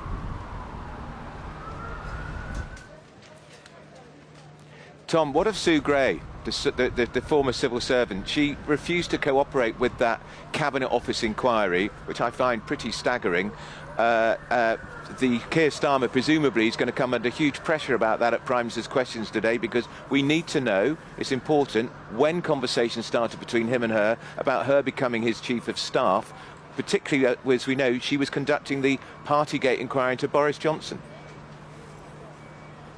We do need to know, and yesterday turned into a bit of a damp squib. We were all there waiting for this written ministerial statement for the best part of the afternoon, and it drops much later than people were expecting, and frankly contained a lot less information than people were expecting. The Cabinet Office Minister in the end didn't say whether or not rules were broken, and there has been some reporting overnight that the original draft of this written ministerial statement was going to say in plain English that Sue Gray broke the Civil Service Code.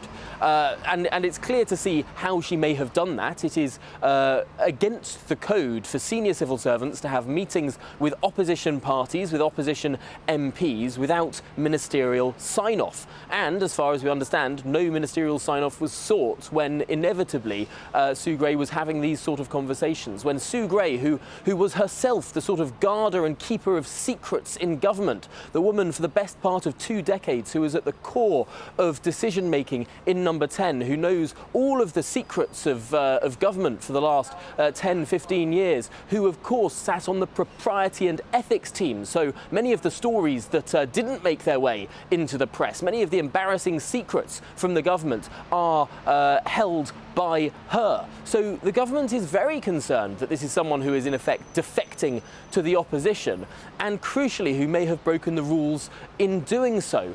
But it is interesting that yesterday we didn't get that clear assessment of whether rules were broken or not. There's some suggestion that might be to do with this purdah period that we're in just before an election. Should the government be putting out information that might be interpreted as party political so close to the local elections? Maybe we'll get more information after Thursday, into next week perhaps. But also it seems that Sue Gray simply is not cooperating with this investigation. She was invited to give her side of the story to this investigation, and she refused to do so. Now, to many people in and around government, they raise an eyebrow at that. Is that necessarily the behaviour of someone who seems entirely innocent? OK, thank you very much, Tom. Tom Harwood there down at Westminster. Now, still to come, we're going to be speaking to Nigel Farage to give us a sneak preview of what to expect from his interview with Donald Trump. But first, to our main story today, which is that a man was arrested near Buckingham Palace on suspicion of possession of an offensive weapon. And to talk about this in more detail, we are pleased to be joined by former Labour MP Stephen Pound and UK Director of the Common Sense Society, Emma Webb. Good morning, both. Everything's safe there, is it? Can they hear us? We can hear you loud and clear. We can see you. We Very can good. hear you. Fantastic. Apologies, there is a slight delay, obviously, when you're on the front line of the action. As we are down here at Buckingham Palace, these are the things we have to deal with. Emma, what was your reaction when you heard about this security breach last night? Well, I think obviously everybody's first reaction is this a terrorist attack? And we know from previous incidents that often large events like this do see a much higher terror threat. So I think people will be concerned about that. But it seems that this is just somebody who's possibly got mental health problems. And the police, as you've mentioned already, stopped him. He had a knife. The security is obviously very high. And we've got plainclothes police officers mixed in as well with the crowd on the day. So I think that people should be reassured that they're safe. But as we've seen in previous terror attacks, like the one in the Manchester arena bombing, it's really important that people don't feel shy to point out to the security services or to the police if they see something that they think is suspicious. So my first thought was, is this a terror attack? It doesn't seem to be. But I do think that this is a reminder to people that they should be vigilant. Yet another scoop for GB News. This was actually perfectly synchronised with Jacob Rees-Mogg. I mean, how often do you hear a controlled explosion live on... Only on GB News can you actually hear that. If I may say, it's a bit awkward speaking to you like this. Andrew Pearce appears to have got the rosette for the Best in Show. I have got a rosette on. It's a Coronation rosette, Stephen. Where's yours? Aren't you patriotic? Indeed I am, but I'm not ostentatious. You're not one of those Labour Republicans, are you? You're not a Labour Republican, are you? I am not a passionate monarchist. You won't tell us. Perhaps he is a Labour Republican. Are you a passionate monarchist? I must admit, I think I don't know. I don't think he is. No, I was a great admirer of the late out. Her Majesty Queen Elizabeth, a huge admirer. The trouble I have with King Charles is he's exactly the same age as me. So every time I see him, I just think, well, he's done all right for himself. What have I done? Yeah, and Stephen, you do look much older than him, I have to say. Bless you. I don't have to come here to be insulted, Emma, you know? let's come on to this. Let's go on to this big story today about anti-protest powers being rushed into law in time for the coronation. What's happening? Well, why on earth didn't they do it before? It's just ludicrous. I mean, the ridiculous thing is that the powers exist already, and if some of the police officers, and I have to say, it's the higher echelons who are telling the people to dance the Macarena and mess around with them instead of, feeding their collars and slinging them in the chokey. So all these powers existed already. But this lot, what it will do is simply concentrate the determination of the protesters. As soon as they hear that you're going to get done for gluing yourself to something, they'll be rushing out with the heraldite, within seconds. They'll be seeking the martyrdom that the government has generously provided for them. Wouldn't you agree, Em? Well, we've talked about this before on the show, actually, and I think that obviously the right to protest is very important, but the problem is not that we don't have enough laws already to deal with this, it's that the laws that we already have are not being properly enforced. Absolutely. And so I think that ultimately I would hope that the peer pressure of the crowd would have an effect on anybody who's wanting to try and ruin people's day at the coronation by protesting. But I think what's important is that the laws that we already have should be enforced, and that's the bottom line, that we shouldn't be introducing further laws that are draconian and would potentially hamper free speech. I wasn't altogether supportive of the person who drove over. Sorry, somebody drove over one of the protesters' foot. Well, I was just going to say, look, it doesn't matter how draconian the laws are if the woke police won't enforce them. Absolutely right. I mean, the best one was a couple of years ago. Do you remember on the Docklands Light Railway when some people climbed up on the roof of the train and the commuters dragged them off and hurled them to the platform in a supportive and sensible way, obviously. But I think the public concern is something that has to be reflected in Parliament, and I think we need to actually speak to the chief constables and say, look, enforce the law. I mean, for once, I have to say, Emma and I are in complete agreement on this.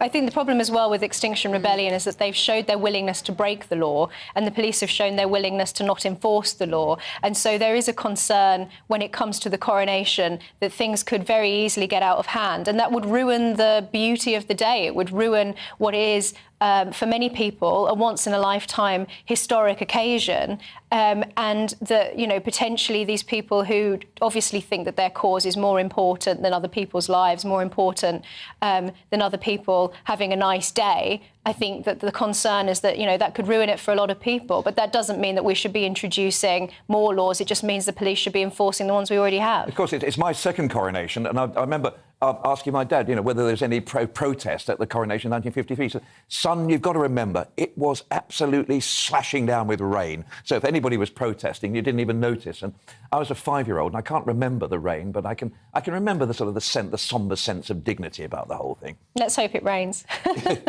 That I wish it would rain.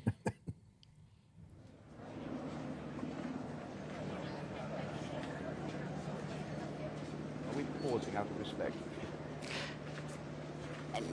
No, we're pausing because we have a slight delay to hear you guys. Emma, this other big story today about the cold calling, which is set to be banned.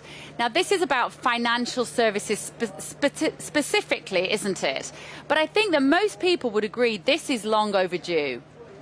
Well, this is a very interesting story, actually, because obviously throughout COVID, there's been a much sort of higher rise in people being defrauded in this way, particularly with financial services, people selling cryptocurrency and that kind of thing. I've actually had a few texts myself recently, but only even with this new introduction of this new fraud squad, which is going to introduce a much higher number of personnel, up to 500 specialist investigators to look into this. Still, it will only be less. The RUSI, the Royal United Services Institute, pointed out that still it will be less than 1% of police resources dedicated to something that is the largest category of crime in this country. Out of people using the internet, apparently 9 out of 10 people have come across fraudulent advertisements of this kind.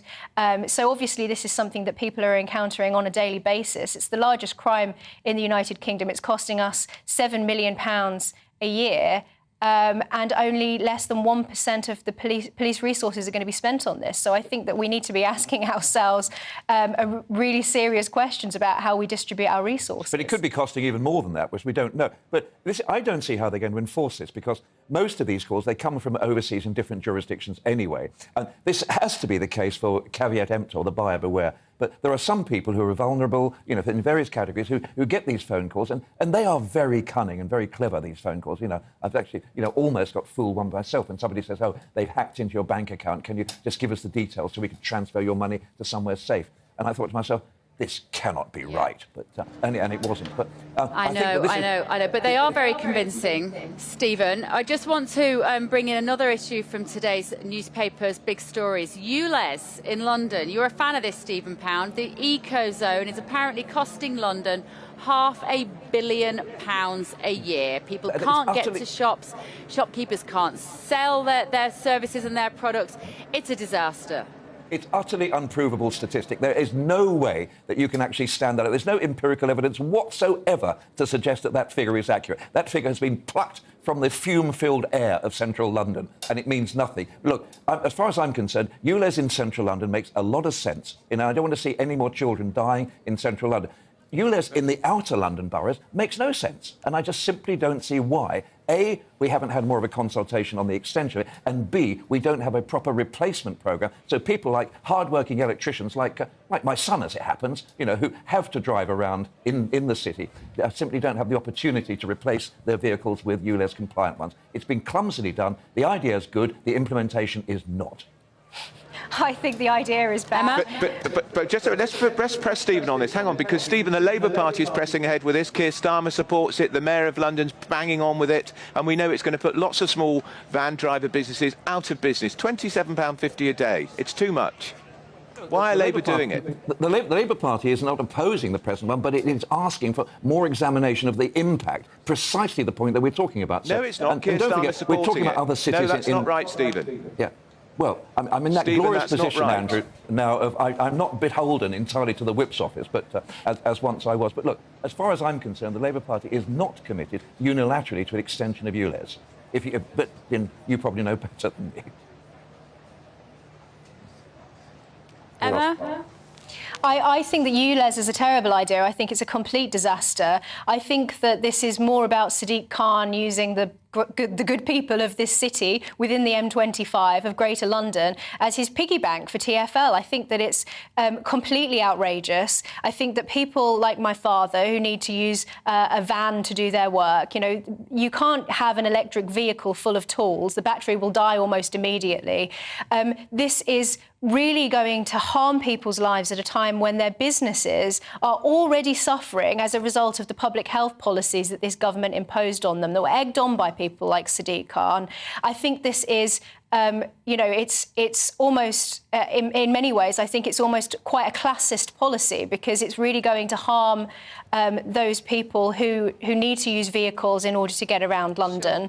I just think that it's straightforwardly wrong. And this is also, as we've seen, going to harm the economy in central London. But what would you do about air pollution in the air? What Absolutely. Would you, Stephen, Emma, I'm so sorry. We have to wrap up, guys. We do have to wrap up. You're going to be back with us in a little while, though. Before we go, some very sad breaking news. 8 pupils and a security guard have been killed in a school shooting in Belgrade. We'll bring you more of that in just a moment. Hi there, it's Aidan McGibbon here with the latest GB News forecast from the Met Office. Mostly dry today, bright skies, but actually increasingly cloudy because we've got some weather fronts approaching, albeit slowly, from the southwest, and ahead of those fronts, some high and medium level clouds. So the sunshine fairly milky, and it's going to be less bright, I suppose, compared with the last couple of days, but nevertheless plenty of fine weather out there. One exception, parts of western Scotland, Highland and into the Western Isles, we're going to see some thicker cloud and some outbreaks of mainly light rain drifting their way northwards. Otherwise, for most of the UK, it's dry. It's bright out there, but it's on the cool side, especially for the North Sea coast with a breeze coming in from the east, 12 to 14 Celsius here. Best of any sunny spells further west, 17 or 18 Celsius. Then that medium and high level cloud thickens further through the night, so largely cloudy night, but still some clear spells at times. The rain in western Scotland pushes into Orkney by the end of the night, and temperatures staying up at 6 to 10 Celsius, perhaps a little colder in some sheltered spots where we get lengthy clear spells. Another largely bright but cloudy start to the day on Thursday. Outbreaks of rain moving from Orkney into Shetland during Thursday, whilst further southwest we've got some wetter weather moving in during the morning and into the afternoon. Showery rain, but some heavy bursts, and that'll impact temperatures 14 Celsius for Plymouth, but a little warmer there through central parts, 19 for Birmingham and for London. Still a cool breeze coming from the North Sea for eastern Scotland and eastern England, however. Then into Thursday evening, those outbreaks of showery rain move through Wales, the southwest of England, reaching Northern Ireland and Northern England by the end of the day. And into Friday, it's much more unsettled weather arrives with outbreaks of heavy rain at times and longer spells of wet weather.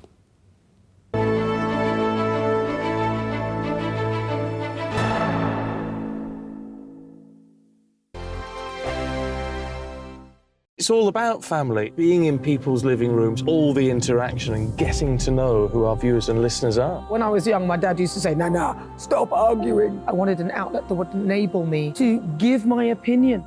People are going through a really hard time right now, and I know that you don't feel like you're being listened to by the establishment. I came to GB News because it's the People's Channel, and I want the audience to have their say on the events of the day. We're dynamic. We do something different. Democracy shows that the wisdom of the nation is in its people.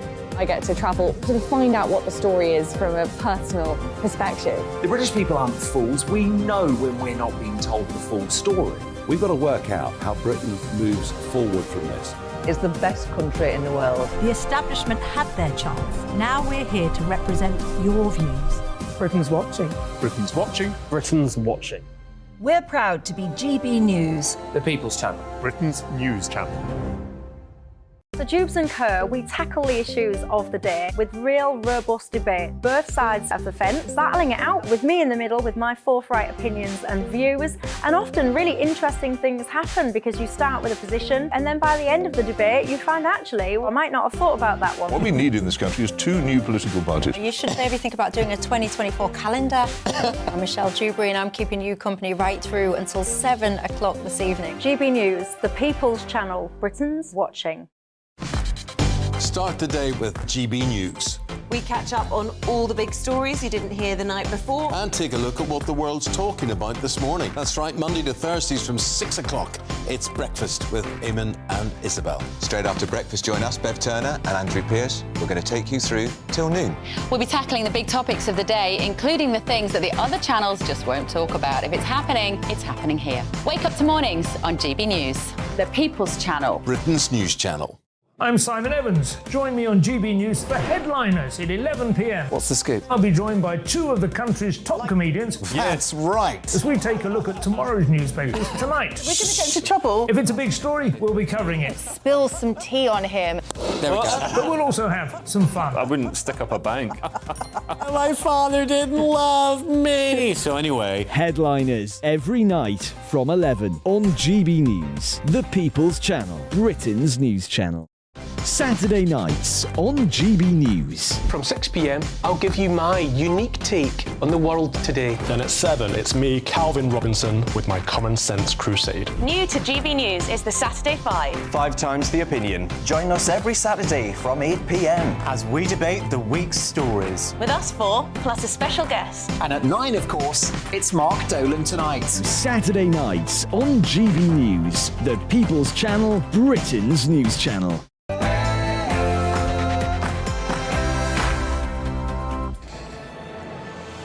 It's 11 o'clock. Good morning. It's To The Point with Andrew Pearce and Bev Turner. We're here at a sun-bathed Buckingham Palace with just 3 days to go before the coronation. It's very busy here. Now, a man is under arrest for throwing suspected shotgun cartridges into the grounds of Buckingham Palace. We're going to have Rafe Haydel-Mancou here in just a moment, who knows a little bit about what was going on behind the scenes.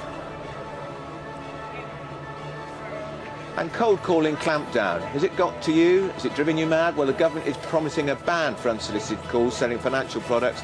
It's part of the government's attempt to stop fraud, which is now the biggest crime in the UK. But will it work? And we'll be speaking to our very own Nigel Farage about the man he's speaking to later today, former President Donald Trump, in an exclusive interview with GB News.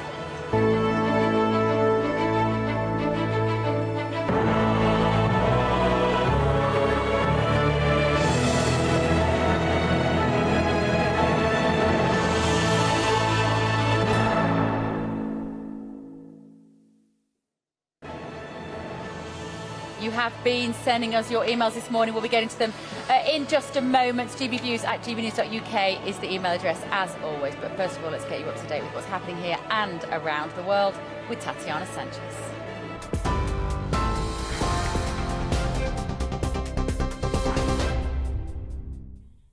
Bev, thank you very much and good morning. It's 2 minutes past 11. This is the latest from the GB newsroom.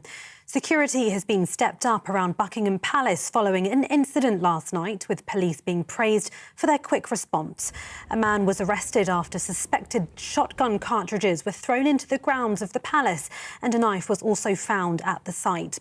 People were evacuated from the area as a controlled explosion was carried out on a bag. The incident isn't being treated as terror-related. Security Minister Tom Tugendhat says police are not complacent and are well prepared for the coronation. This has been months in the planning, and many people are working 24/7 to make sure we deliver what we need to see, which is a safe, a secure moment of national celebration, showcasing Great Britain and Northern Ireland to the whole world. Well, despite last night's incident, rehearsals for the coronation were held in central London early this morning. Hundreds of soldiers, many on horseback, marched from Buckingham Palace past Trafalgar Square and Downing Street to Westminster Abbey. Royal fans who were awake will also have caught a glimpse of both the Gold State Coach and the Diamond Jubilee State Coach being marched down the Mall. Now, a teenager has shot and killed at least 9 people in a classroom in Serbia's capital, Belgrade. The 14-year-old shot his teacher and then opened fire, killing 8 students and a security guard. Several casualties are in hospital being treated, and an investigation into the motives of the shooting is underway.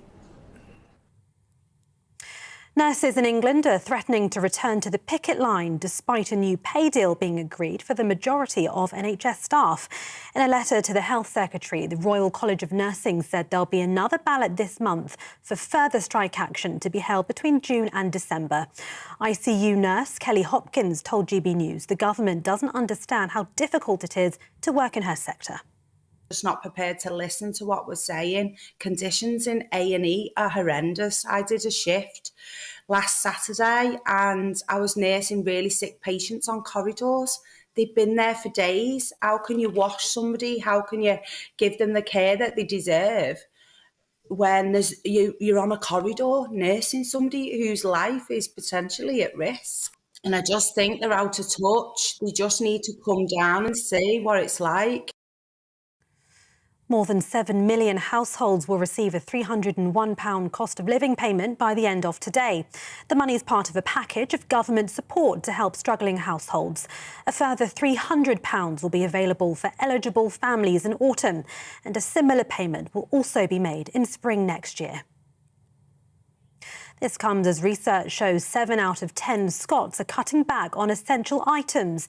The Joseph Rowntree Foundation says the number of people in a poor financial situation has increased from 65% last summer. The First Minister of Scotland, Humza Yousaf, has declared tackling poverty will be one of his government's priorities. Well, the government will introduce a new fraud strategy to block scammers at their source. It will be banning cold calls on all financial products relating to insurance or sham cryptocurrency schemes. It will also work with Ofcom to use new technology to clamp down on number spoofing so fraudsters can't impersonate UK phone numbers. Banks will also be allowed to delay payments from being processed for longer so they can be investigated. New research has suggested that medicinal cannabis helps relieve cancer pain. The study showed products with an equal balance of active ingredients THC and CBD were the most effective for pain relief. Currently, only specialist doctors can prescribe cannabis-based medicines on the NHS, and only for a few limited conditions such as rare and severe epilepsy. The Prince's Foundation marked the King's coronation with a tea dance. The charity held the occasion for 140 people to celebrate the local community of East Ayrshire and help combat loneliness. Guests were treated to coronation-themed dishes made by school pupils involved in the charity's Food for the Future education programme. The foundation was established by the King in 1986 to promote sustainability. And Royal Mail has unveiled 4 specially decorated post boxes to mark the upcoming coronation. The boxes in London, Edinburgh, Cardiff and Hillsborough display the occasion's official emblem. The Westminster post box is situated close to Westminster Abbey, where the coronation will take place on Saturday. This is GB News. We'll bring you more news as it happens. Now it's back to Andrew and Bev.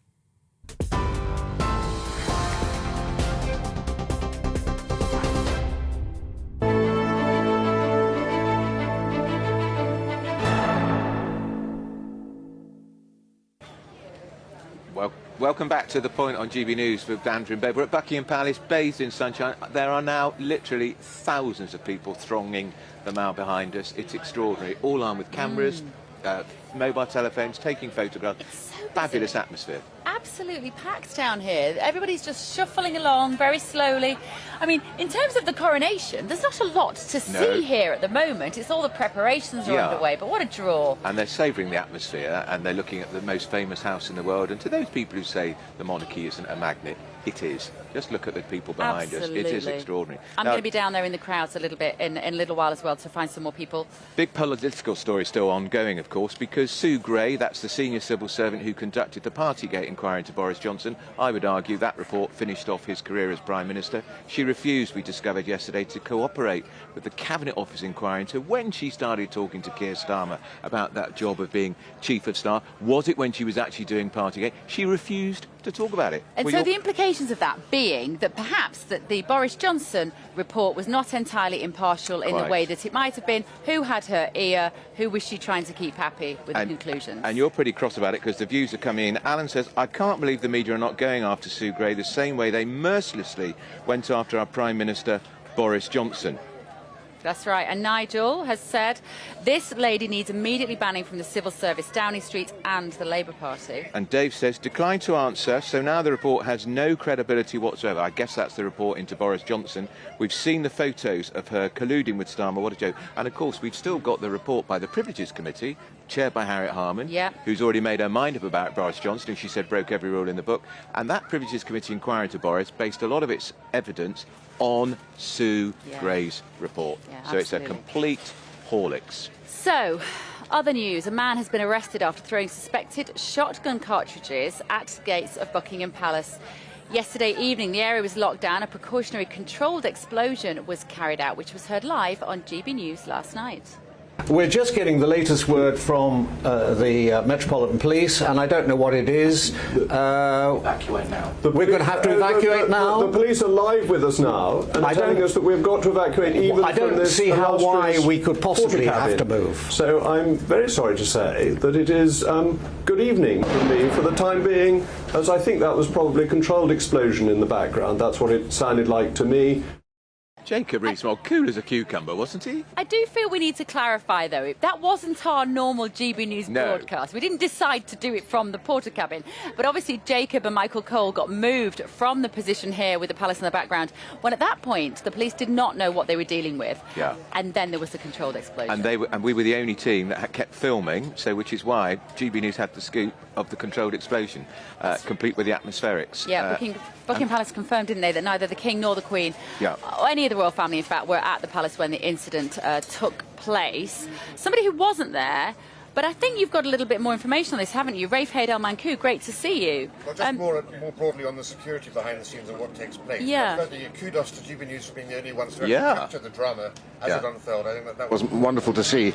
But this just goes to show the myriad problems involved with something like this, and we should pay tribute to actually our police and security service. They get a lot of flack recently, the police, but actually when it comes to this sort of thing, Britain remains one of the top 3 countries with Israel and America in terms of security. And of course we're so experienced, having had the Platinum Jubilee and then of course the funeral of the Queen, Operation London Bridge. Now the security code for this is Operation Golden Orb, and that involves hundreds of police being involved on a much shorter route actually than in 53 for the coronation, so easier to police in that manner, but hundreds of police lining the route, but also plainclothes officers will be mingling around all of the crowds as they go around. There'll be snipers around. There's a no-fly zone over London for this period, and there are airport-style security scanners also for crowds coming in, so people should be reassured. But behind the scenes also, and very interestingly, the police have been scouring social media, and they've got their list of royal obsessives, as they're called, and any of those who choose to come to London will have their own security officer tailing them during the actual process.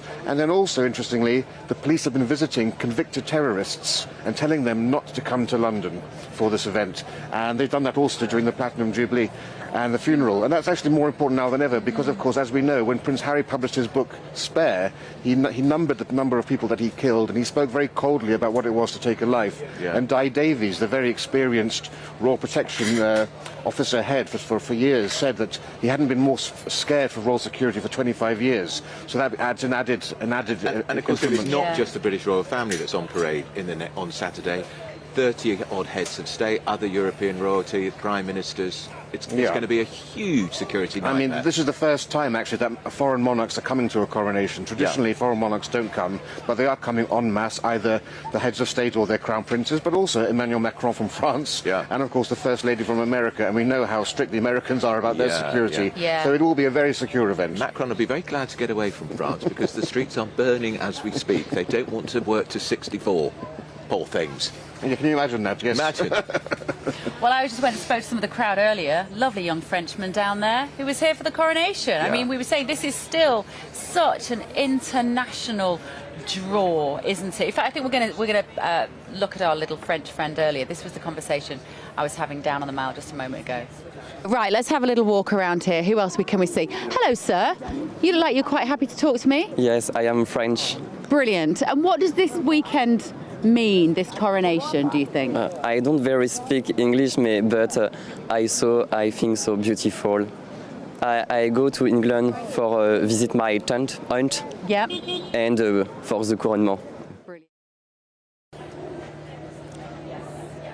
Now, that was only about half an hour ago or so, 40 minutes. What a charmer he was, too. And actually, there was space on the pavement then. There is no space on the pavement now, whatsoever. You know what? When people say, oh, why do we need all of this and all the expense involved? You know, when we put our bid for the London 2012 Olympics, one of the selling points was the exposure that Britain and London would get from these Olympic Games. That cost billions and billions of pounds. But when William and Kate got married and when we had the Platinum Jubilee, we had more people watching that than the Olympic Games. So I think pound for pound, a very sound investment. Isn't the estimate the royal family costs the average family 65p a year? It's absolutely peanuts. Less than the price of a cup of tea, not at a Starbucks, definitely. Yeah, quite. A lot less than a pint of milk, too. We're going to talk now to Editor-at-Large at the Mail on Sunday, Charlotte Griffiths. The Mail on Sunday, of course, will be doing a huge special newspaper this weekend. Charlotte, how are you? I don't think we've got her. It looks fantastic. I don't think we can find Charlotte. Crowded it is. There you are, Charlotte. Oh, hi. Hi, yes, I'm well, thanks. And I was just saying how I'm so surprised by how crowded it is already. It's brilliant. It is brilliant, and I think, you know, we wanted to be here this week in the build-up. We are the coronation station, as Michael Cole called us this morning. It was hard to know quite what would be going on this week, but actually the atmosphere is already incredible, Charlotte. It's only Wednesday. There are so many people coming down. What do you think the draw is, even at this stage, for crowds to arrive here today? I wonder whether there are some people that are there just to try and get close to Buckingham Palace, anticipating a build-up later in the week, because I can't explain why this morning, half an hour ago, you were speaking to that Frenchman, and now it's already completely crowded. What's going on? What are we missing here? But it could just be that people just want to get a quick glimpse before it all gets way too busy. Charlotte, there's been a lot of speculation in the media about the Princess of Wales, Kate Middleton, what she will wear, and whether she'll wear a tiara or flowers. What should she wear?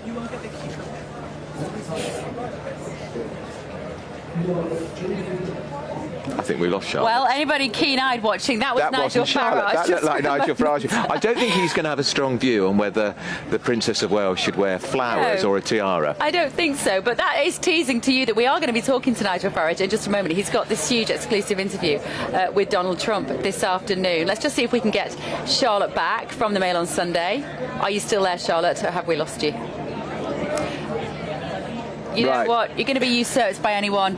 Might as well be Nigel Farage here. Exactly. So sorry we lost you, Charlotte. We're going to try and get Charlotte back. Now, when the former President of the United States and very possibly the next President of the United States, Donald Trump's in town, guess who he's speaking exclusively to? Nigel Farage for GB News from his Turnberry golf course on the west coast of Scotland.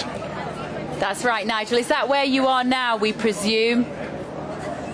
Yes, I am. I'm here at Turnberry. I have to say it is the most extraordinary place, a place full of history, of natural beauty, incredible golf course, which Trump has altered significantly, making it now the #1 golf course in the whole of the European time zone.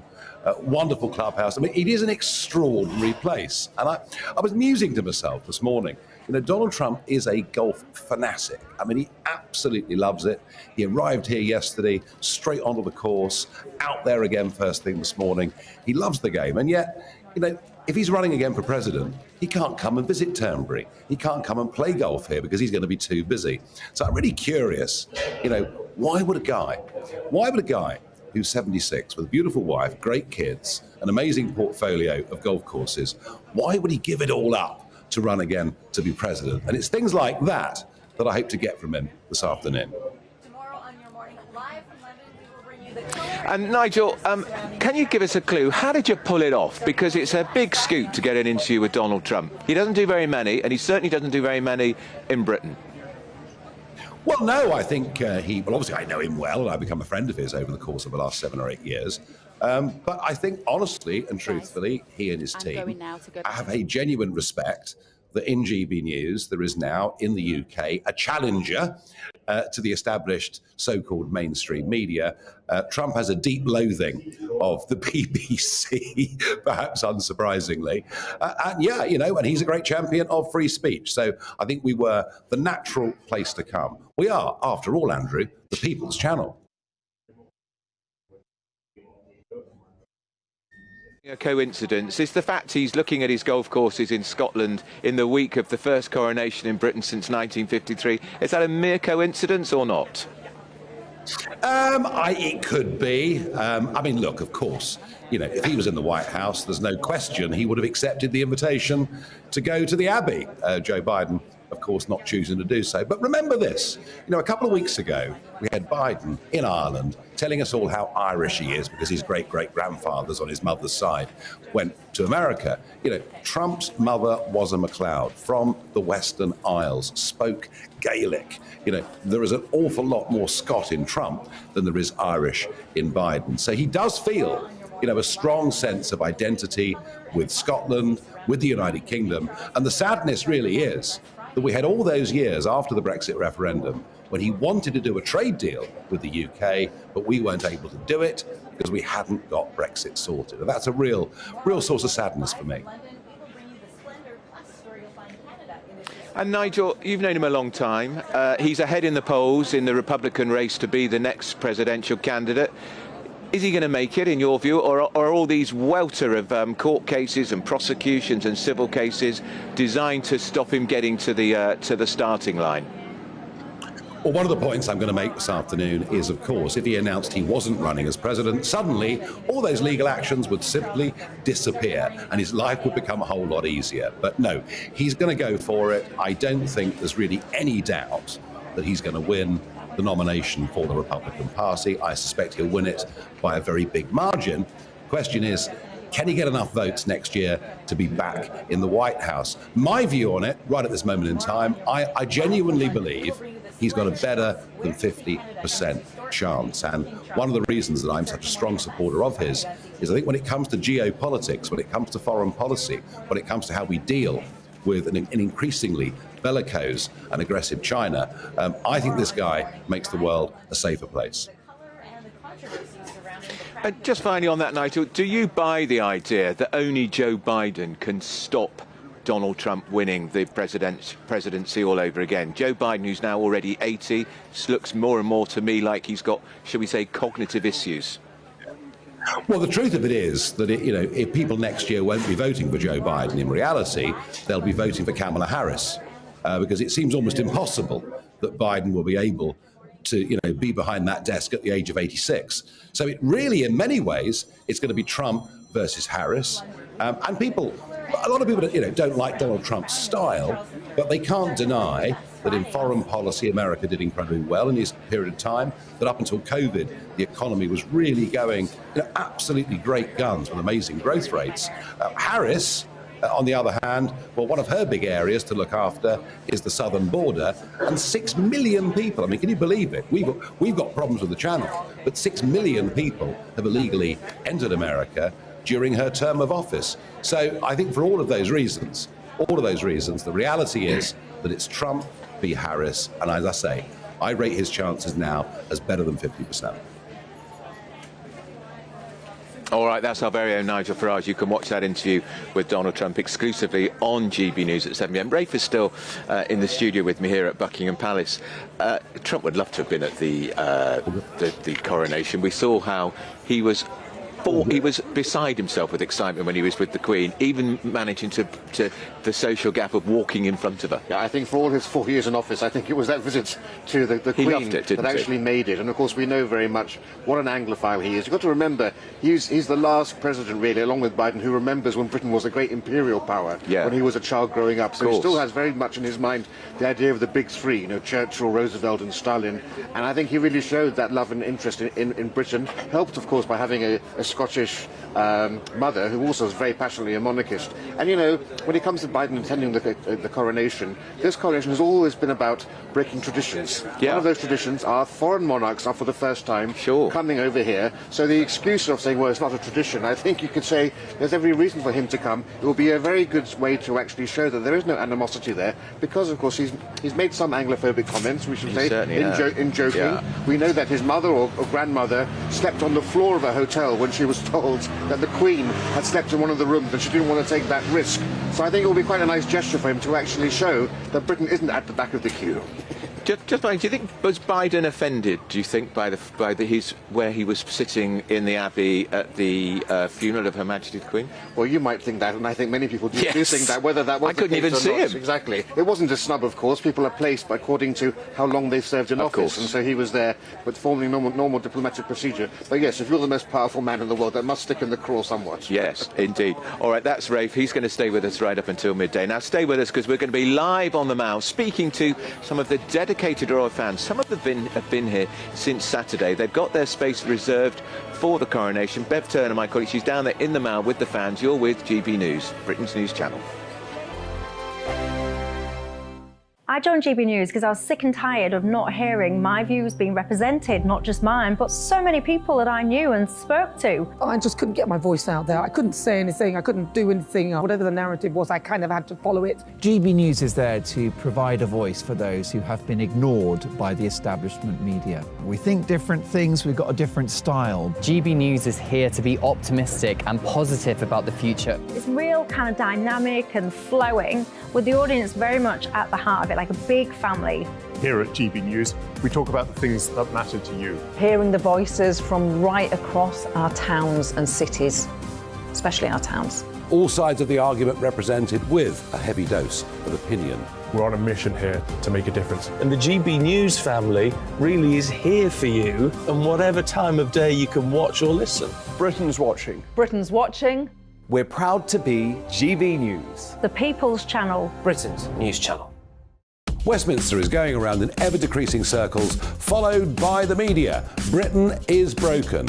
How on earth did we get into this mess? But more importantly, how do we get out of it? Join me at 7 p.m, Mondays to Thursdays on Farage, here on GB News. We will have open, rational debate. We've got to work out how Britain moves forward from this. Join us here on GB News, the People's Channel. Britain is watching.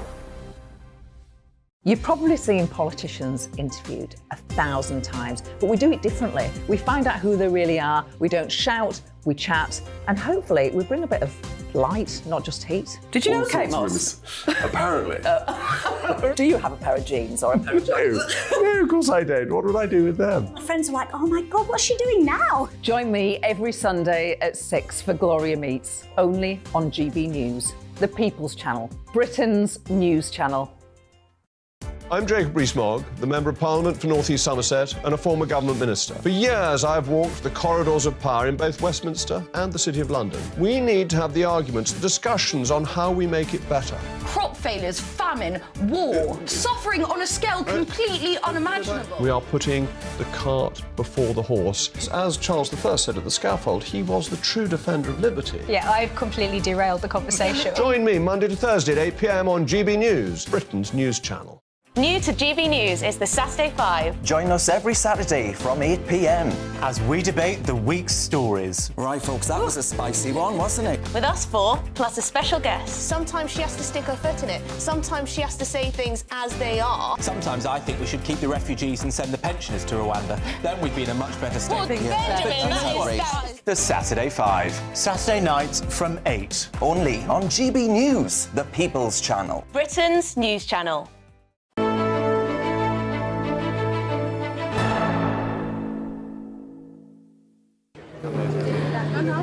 Hello, hello, hello. This is To The Point on GB News. Bev Turner down here on the Mall. I've come across three ladies looking after 7 little boys. What are you doing down here? Just bringing the children out to see the soldiers, because the topic this week has been about the King's coronation with the children. So it's educational. You're childminders. Amazing. And do they understand what's going on, do you think? The older children do. Yeah. I mean, we've done activities with all the children this week, doing crowns and painting Union Jacks. Oh, fantastic. They are absolutely adorable. Little Finn here. Finn, what have you come to see? The King's Castle! The King's Castle! It's so great! And Cairo, what have you seen down here? What have you seen? The horses and... soldiers. The whole soldiers. The soldiers and the horses. Well done, ladies. And you've come quite a long way this morning. Yeah, we've come from Brixton on the train, and then we walked through the crowds, and they love it because they get a day out on the train, which they all like, and see the soldiers, the castle or the palace, and just have a picnic with some donuts in a minute. Oh, fantastic. Well done. Can we have a round of applause, boys? Who can clap? Clap. Yay! There we go. And now this lady here, you've come a long way. You've come from Australia. I've come from Australia, especially for the coronation. As soon as the date was announced, my friend Jane and I, we booked our accommodation, we booked our air flights, and here we are. What is it, do you think, the lasting appeal of the British royal family? Why is it so engaging and enticing? The people of Australia love the royal family, the pageantry, the tradition, the colours, the feels. It's just amazing, and we love King Charles, and Australia is going to support him every inch of the way. And there'll be a lot of people in Australia watching the coronation with great interest. Well, fantastic. You can get GB News in Australia, of course. You can watch us on YouTube. You can watch us on the app. Thank you. Thank you all. It's brilliant down here, Andrew. I hope you get down here this morning. And if you're watching at home, then try and get down to London. Get down to Buckingham Palace. It's just fantastic. Right, here is your latest news with Tatiana Sanchez.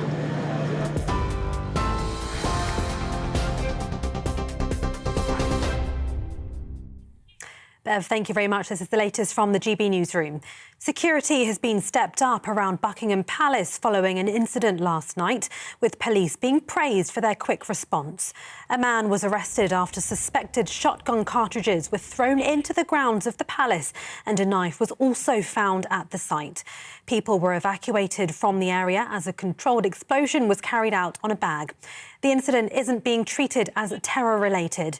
Security Minister Tom Tugendhat says police are not complacent and are well prepared for the coronation. This has been months in the planning, and many people are working 24/7 to make sure we deliver what we need to see, which is a safe, a secure moment of national celebration, showcasing Great Britain and Northern Ireland to the whole world. Despite last night's incident, rehearsals for the coronation were held in central London early this morning. Hundreds of soldiers, many on horseback, marched from Buckingham Palace, past Trafalgar Square and Downing Street to Westminster Abbey. Royal fans who were awake will have also caught a glimpse of both the Gold Stagecoach and the Diamond Jubilee Stagecoach being marched down the Mall. A teenager has shot and killed 8 students and a security guard at a school in Serbia's capital, Belgrade. The 14-year-old opened fire in a classroom, shooting his teacher first before randomly targeting other people. 6 children and the teacher are being treated in hospital. Police say the armed student has been arrested and they're now trying to establish a motive. And more than 7 million households will receive a £301 cost of living payment by the end of today. The money is part of a package of government support to help struggling households. A further £300 will be available for eligible families in autumn, and a similar payment will also be made in spring next year. TV, online, DAB+ radio and on TuneIn. This is GB News.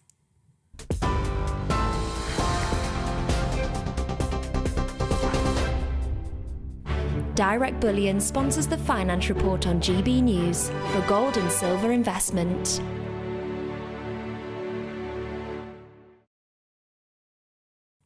Here's a quick snapshot of today's markets. The pound will buy you $1.2514 and 1.1339 euros. The price of gold is at £1,612 and 22 pence per ounce. And the FTSE 100 is at 7,795 points. Direct Bullion sponsors the finance report on GB News for physical investment. Monday to Thursday nights on GB News. At 6, it's Dubes & Co. 7 o'clock, Farage. At 8, join Jacob Rees-Mogg. And at 9, Dan Wootton Tonight, followed by Headliners. On TV, radio and online. This is GB News. First and foremost, I'm a GB News fan, and I was before I was working here. Just love the fact that we're asking the questions that a lot of establishment media won't ask. With a bit of a twist, we not only want to inform you, but we want to keep you entertained. It's worth the drive because you get in and the team's all ready and waiting, they're itching to go, and it's a proper little family. GB News is the People's Channel. It's the audience that makes the programme sing. We're giving our viewers and our listeners a voice. I see the thousands of your letters, tweets, emails, you name it, coming in. Britain is broken. How on earth did we get into this mess? But more importantly, how do we get out of it? The establishment had their chance. Now we're here to represent you. It's time for something different. It's time for GB News. I'm very patriotic. I believe in Britain. Our best days lie ahead. Britain's watching. Britain's watching. Join us here on GB News. The People's Channel. Britain's news channel. Join me, Patrick Christie's, Monday to Friday, 3 till 6. We tackle the day's news agenda like you've never seen before. It's high tempo, high octane, the most controversial topics and the best guests. You will not be able to take your eyes and ears off it. I'm not afraid to ask the questions that you really want answered. 3 till 6 p.m, Monday to Friday on GB News, the People's Channel, Britain's news channel. GB News has its own late-night paper preview show, Headliners, where comedians take you through the next day's top news stories. You don't have to bother reading the newspaper, we've got it covered for you. Headliners, every night at 11 p.m. and repeated every morning at 5 a.m. We won't send you to sleep like some of the other paper review shows out there. GB News, the People's Channel, Britain's news channel.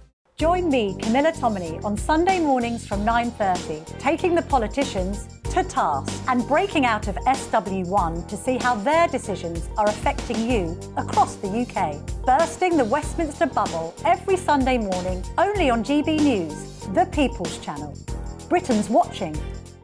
Hello, I'm Calvin Robinson. Do not miss my Common Sense Crusade Saturdays at 7 p.m.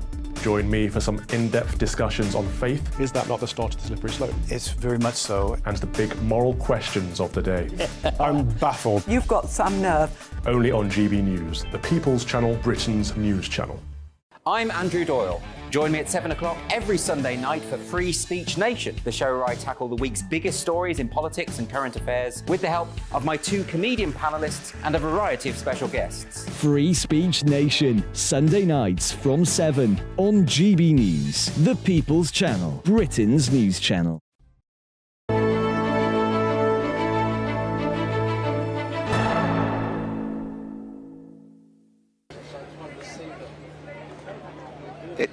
It's 11:35. You're with To The Point on GB News with me, Andrew Pearce and Bev Turner. We're at Buckingham Palace, bathed in glorious sunshine, I must say. And there are literally thousands of people thronging the streets behind us. Just to be clear, there is a man fiddling around behind me, but that's because I have just made it over back from the mall. I'm so sorry, we're having to plug me back in before we start. Yeah, because she's actually a robot. You've heard about AI, but Bev Turner is walking, talking AI. Anything can happen. Now, now, according to the Times, a third of Britons think the national anthem should be changed. We're going to talk about that with our Stephen Pound, who's a former Labour MP, and the director of UK Common Sense Society, Emma Webb. But we've also got Rafe still with us. Rafe, before we go to them, what do you think? I rather like the old national anthem. anthem. Not. Look, we have the world's oldest national anthem. The very word national anthem comes from Britain. The melody was so loved by Europeans that Beethoven has used it, Mendelssohn has used it, Bach has used it, Schubert has used it. It actually continues to be the national anthem of Liechtenstein. Switzerland had it as one of its Can't they national get their own? anthems. The Americans adored it so much, even after the revolution, Yeah. they kept it for My Country, Right. 'Tis of Thee. The problem is it's always very poorly sung. If you want to hear it really done well, listen to Edward Elgar's arrangement and Britain's arrangement, and if you don't get a tear in your eye, you've got a very cold heart. But people only know the first word first. That's the problem. Nobody knows the second, third, And it's fourth sung as a verses. dirge as well. It should It be is. really bombastic and uplifting, and it's not sung that way. Yeah, it's still difficult for me to hear the national anthem, and we're not saying God Save the Queen. Yeah. We're saying God Save the King. That makes me quite. I still stumble on that. I'm still calling the Princess of Charles. Wales, Cambridges. It'll take a while. Yeah, yeah. It will. Let's see what Stephen Pound thinks and Emma. Stephen Pound, you're an old traditionalist at heart, aren't you? Do you like the national anthem, Stephen?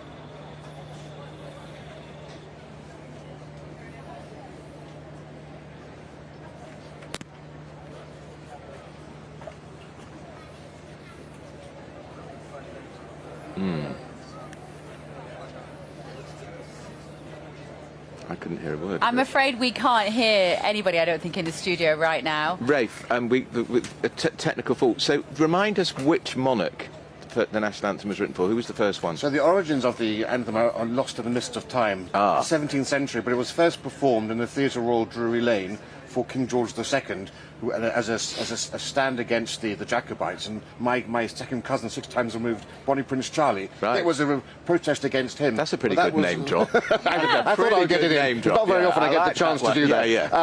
But that was that was called God Save Great George, Our King, Long Live Great George. So it was a very different lyric. Yeah. But then it became standardised, and of course every country in the Commonwealth almost has their own version of it. In Canada, we're next to CTV from Canada. They have a Canadian verse to God Save the King too. So it's become internationalised even. Yeah. Do you know the verses, all of them? When I was a younger man, I did. I know. Well, there are about 6 versions. There are. I know 4. I'm not going to sing them for you now. No. Let me ask you how you found out about your own royal lineage. How did that come about? Oh, well, can I name drop? My grandmother's actually an Austrian-Polish princess, and my mother's a baroness, so it was all done for me. It explains I didn't a have to lot, do Ray. much research myself. Right. Did you say an Austrian baroness? Oh, a German-Austrian mother, Not the one in The baroness. Sound of Music. Not that one. Not the evil one. She wasn't evil. She was nice. I felt sorry for her. I'm sure you're more familiar with the Sound of Music than I am. I haven't seen it for a long time. I've seen it many times. Talk to us about Princess Anne, because we're sitting next to Canadian Broadcasting Corporation. They had a great interview with her the other day. She doesn't ever speak out of turn. She knew exactly what she was saying. I thought it was a lovely interview by the CBC, with which I've worked for them for many years. Of course, Princess Anne is going to be involved in the coronation. She is Gold Stick, which is her role as being Colonel of the Blues and Royals, part of the Household Cavalry. She'll be taking part. And Gold Stick traditionally was the close protection officer to the sovereign. And I think that's actually quite appropriate, because that's really much the role that Princess Anne plays to the royal family in general. You know, she's the greatest support she was for her mother. She continues to be a great support for the king. You just have to look at her wonderful track record of work, the hardest working member of the royal family. You know, during the 80s and 90s, you know, Diana got all of the coverage for doing very few engagements, but she chose very high profile ones, whereas Princess Anne got on with doing the unsexy causes that need to be done and form the backbone of monarchy. Just to interrupt you, whether you can hear in the background, I don't know whether we can get a shot of this, but talking of household cavalry, looking fabulous. Incredible troop of horses just going past now as part of the rehearsals. There were pictures in the paper this morning, Rafe, and we saw some. There we go. There's some Fabulous. lovely pictures. And what a joy that is for the tourists who are here. What a joy. In their thousands and thousands of them. And in a way, that's why I think people have come down here so soon on the Wednesday, because you are seeing some of the build-up. We saw images of the rehearsals that were going on under the cloak of darkness last night. That was fabulous. It's wonderful. In a way, I wish they didn't show them because I'd like everything to be saved. No sneak peeks, you know. But I think it's see a glimpse of the carriage. Yeah, we're going to be a very uncomfortable trip back. Well, that's why, of course, the Gold State carriage is only being used for the journey back, not for the journey there, because you know it was a tough ride for the Queen as a young woman of her 20s, for a couple who are in their 70s, and we know that the King has bad back trouble. He's going to be sitting in the ancient coronation chair, which itself isn't a comfortable seat. So I think we can understand why there was this decision. And no suspension. No suspension. You know, the old coach has got new leather wheels, but you know, as you know, new or old, never a comfortable ride compared with the Diamond Jubilee coach made by the Australians in 2012, which comes with full suspension, probably power steering, I don't know about that, but electric windows at least, and air conditioning and heating. Really? Well, I think we've got Stephen and Emma back. Stephen and Emma, can you hear us? We're fucking about. Stephen, what do you know? Are you a fan of the national anthem, Stephen? So, what I was saying earlier on is that you rightly referred to the first couple of verses. If you go into the third and fourth and fifth verse, you've got all this dreadful stuff about confound the Catholics, God damn their knavish tricks, and God bless good Marshal Wade when rebellious Scots invade. No, I think it's a dirge. It's written by a Norwegian, obviously Thomas Arne, back in 1745, I think, at the time of the Jacobite Rebellion. I'm much, much more fond of I Vow to Thee, My Country, written by a Swede, to music by an Irish Republican, Cecil Spring Rice. It represents so much more. It's a beautiful, glorious, gorgeous hymn. And I think that Emma would probably prefer to have Wonderwall or something like that. But Sweet Caroline, maybe. But no. Not quite. I Vow to Not Thee, quite. My Country. Much better. What do you think, Emma? Are you a fan? I love the national anthem. I think we have so many wonderful patriotic songs at our disposal, and many people have been saying for years that maybe we could have Jerusalem as the English national anthem, and it's sort of our unofficial national anthem anyway, but I don't think we should be replacing our national anthem. I think God Save the Queen is, well, God Save the King. I've just done exactly what Rafe was talking about. It really rouses the spirits. It's a great patriotic anthem. I don't think that we should be fiddling with it, and I think it's quite humorous that there's a line in there about rebellious Scots to crush. I'm sure that the Scots can have a sense of humour about it. I just think it's a wonderful anthem. We shouldn't be messing with it. And I think also, you know, this is just a poll. Polls don't really mean very much in the grand scheme of things. By the language company Babel, there are some people who want to have Wonderwall as our national anthem. It's obviously a bit silly. We should be sticking with tradition. And it doesn't mean that we can't sing all of the great patriotic anthems like I Vow to Thee, My Country, or Land of Hope and Glory, or even Jerusalem. Emma, can I ask you about the most controversial part of the ceremony that we're going to see on Saturday? I've heard lots of opinions on this. I haven't heard yours. Swearing an oath of allegiance to the King, unconditional loyalty to him and his descendants, his heirs. What did you make of that? Will you be saying that out loud over the brunch table on Saturday? Maybe I will. I mean, it's an interesting one because it's obviously the monarchist in me quite likes the idea, but I do think that it's strange that Charles has chosen to get rid of some of the more traditional aspects of pledging fealty as part of the traditional coronation ceremony, and then to have this sort of people pledging allegiance through their television screens at home in their living rooms. It feels like it's almost the COVID effect, people being able to do this in their living rooms. I'm not sure that it really has the same effect. It's nice to try and involve people, I think, in the ceremony themselves. And of course, as subjects of the crown, I think that we should all pledge our allegiance to our new monarch. But I do think that there's something a little bit strange about it. I imagine that many people probably won't bother, but that doesn't mean that we shouldn't have pledged our allegiance in our hearts to our king. But it's pretty much word for word what every MP has to swear before they can take his or her seat. And, you know, I had to do it myself. I mean, I prefer to be a citizen than a subject. But on the other hand, you know, I am a citizen of this country and I obviously owe my loyalty and fealty to the monarch. But I have to say, the number of MPs who crossed their fingers as they actually gave that oath in the floor of the top Commons chamber, or insisted on doing it in Welsh, and in one case in Cornish, which nobody could actually speak or understand a word of. So I think that what's happened, Justin Welby I think he's overstepped himself as the Archbishop of Canterbury, saying that we should all stand with hand on heart and repeat the oath. I think, I have to say, Emma's right. in our hearts is what really matters, not what we're saying over the dinner table. And the idea that it could be something that is voluntary, I think, is very strange. Yeah. Because we're not voluntarily subjects of the crown. Quite, Rick, what do you think about it? Because according to the press reports this week, this is a big idea, not of the King's, but the Archbishop of Canterbury, Justin Welby, who's done a great job of nearly destroying the Church of England, in my view. And a lot of people have criticised this move too. Yes, and in fact, if you've seen Lambeth Palace sort of backtracking on this and stressing the fact that this is purely an invitation. Yeah. But as I like to say, look, it's up to anybody. If they want to do it, they can do it. A coronation is a contract between the Crown and the people. Traditionally, the people in the Abbey represent the people, but this is just an opportunity for people in Britain, Canada, Australia, elsewhere, to reciprocate the oath that the King will make. It takes two parties to make a contract. Are you going to do it? I think children should be the ones doing it, actually. But, you know, if you're old, if you're an adult, you know, that's one thing. But our kids aren't being taught about the monarchy in schools. So I think if children did it, it would be a wonderful way for them to actually learn about the Crown. I actually think all schools should have on the 9th of May, on the Tuesday, an assembly where all the children are led by the headmaster or headmistress in doing the pledge. Americans do it every day to the flag. Surely one day, once in 70 years, we can do it.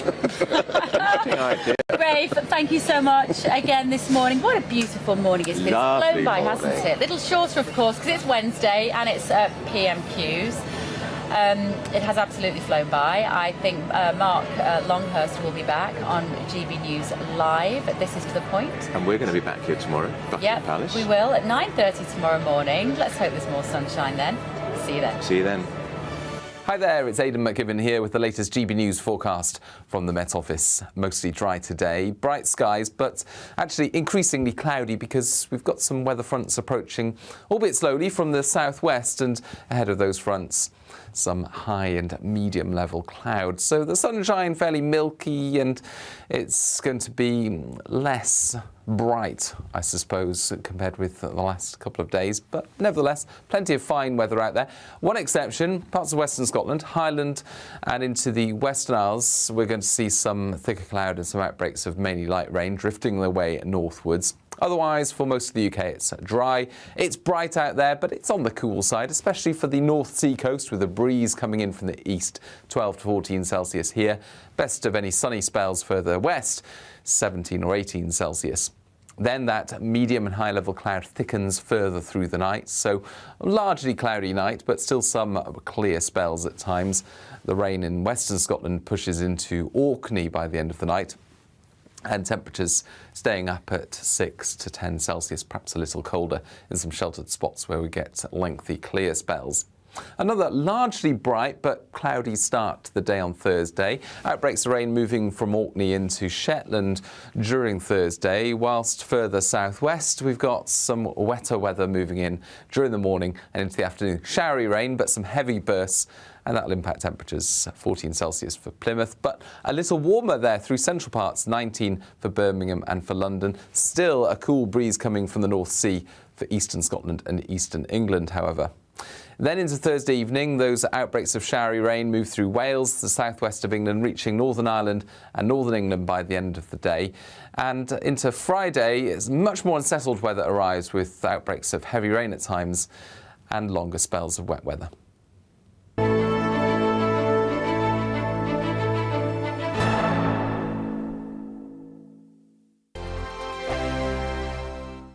It's all about family, being in people's living rooms, all the interaction and getting to know who our viewers and listeners are. When I was young, my dad used to say, "Nah, stop arguing." I wanted an outlet that would enable me to give my opinion. People are going through a really hard time right now, and I know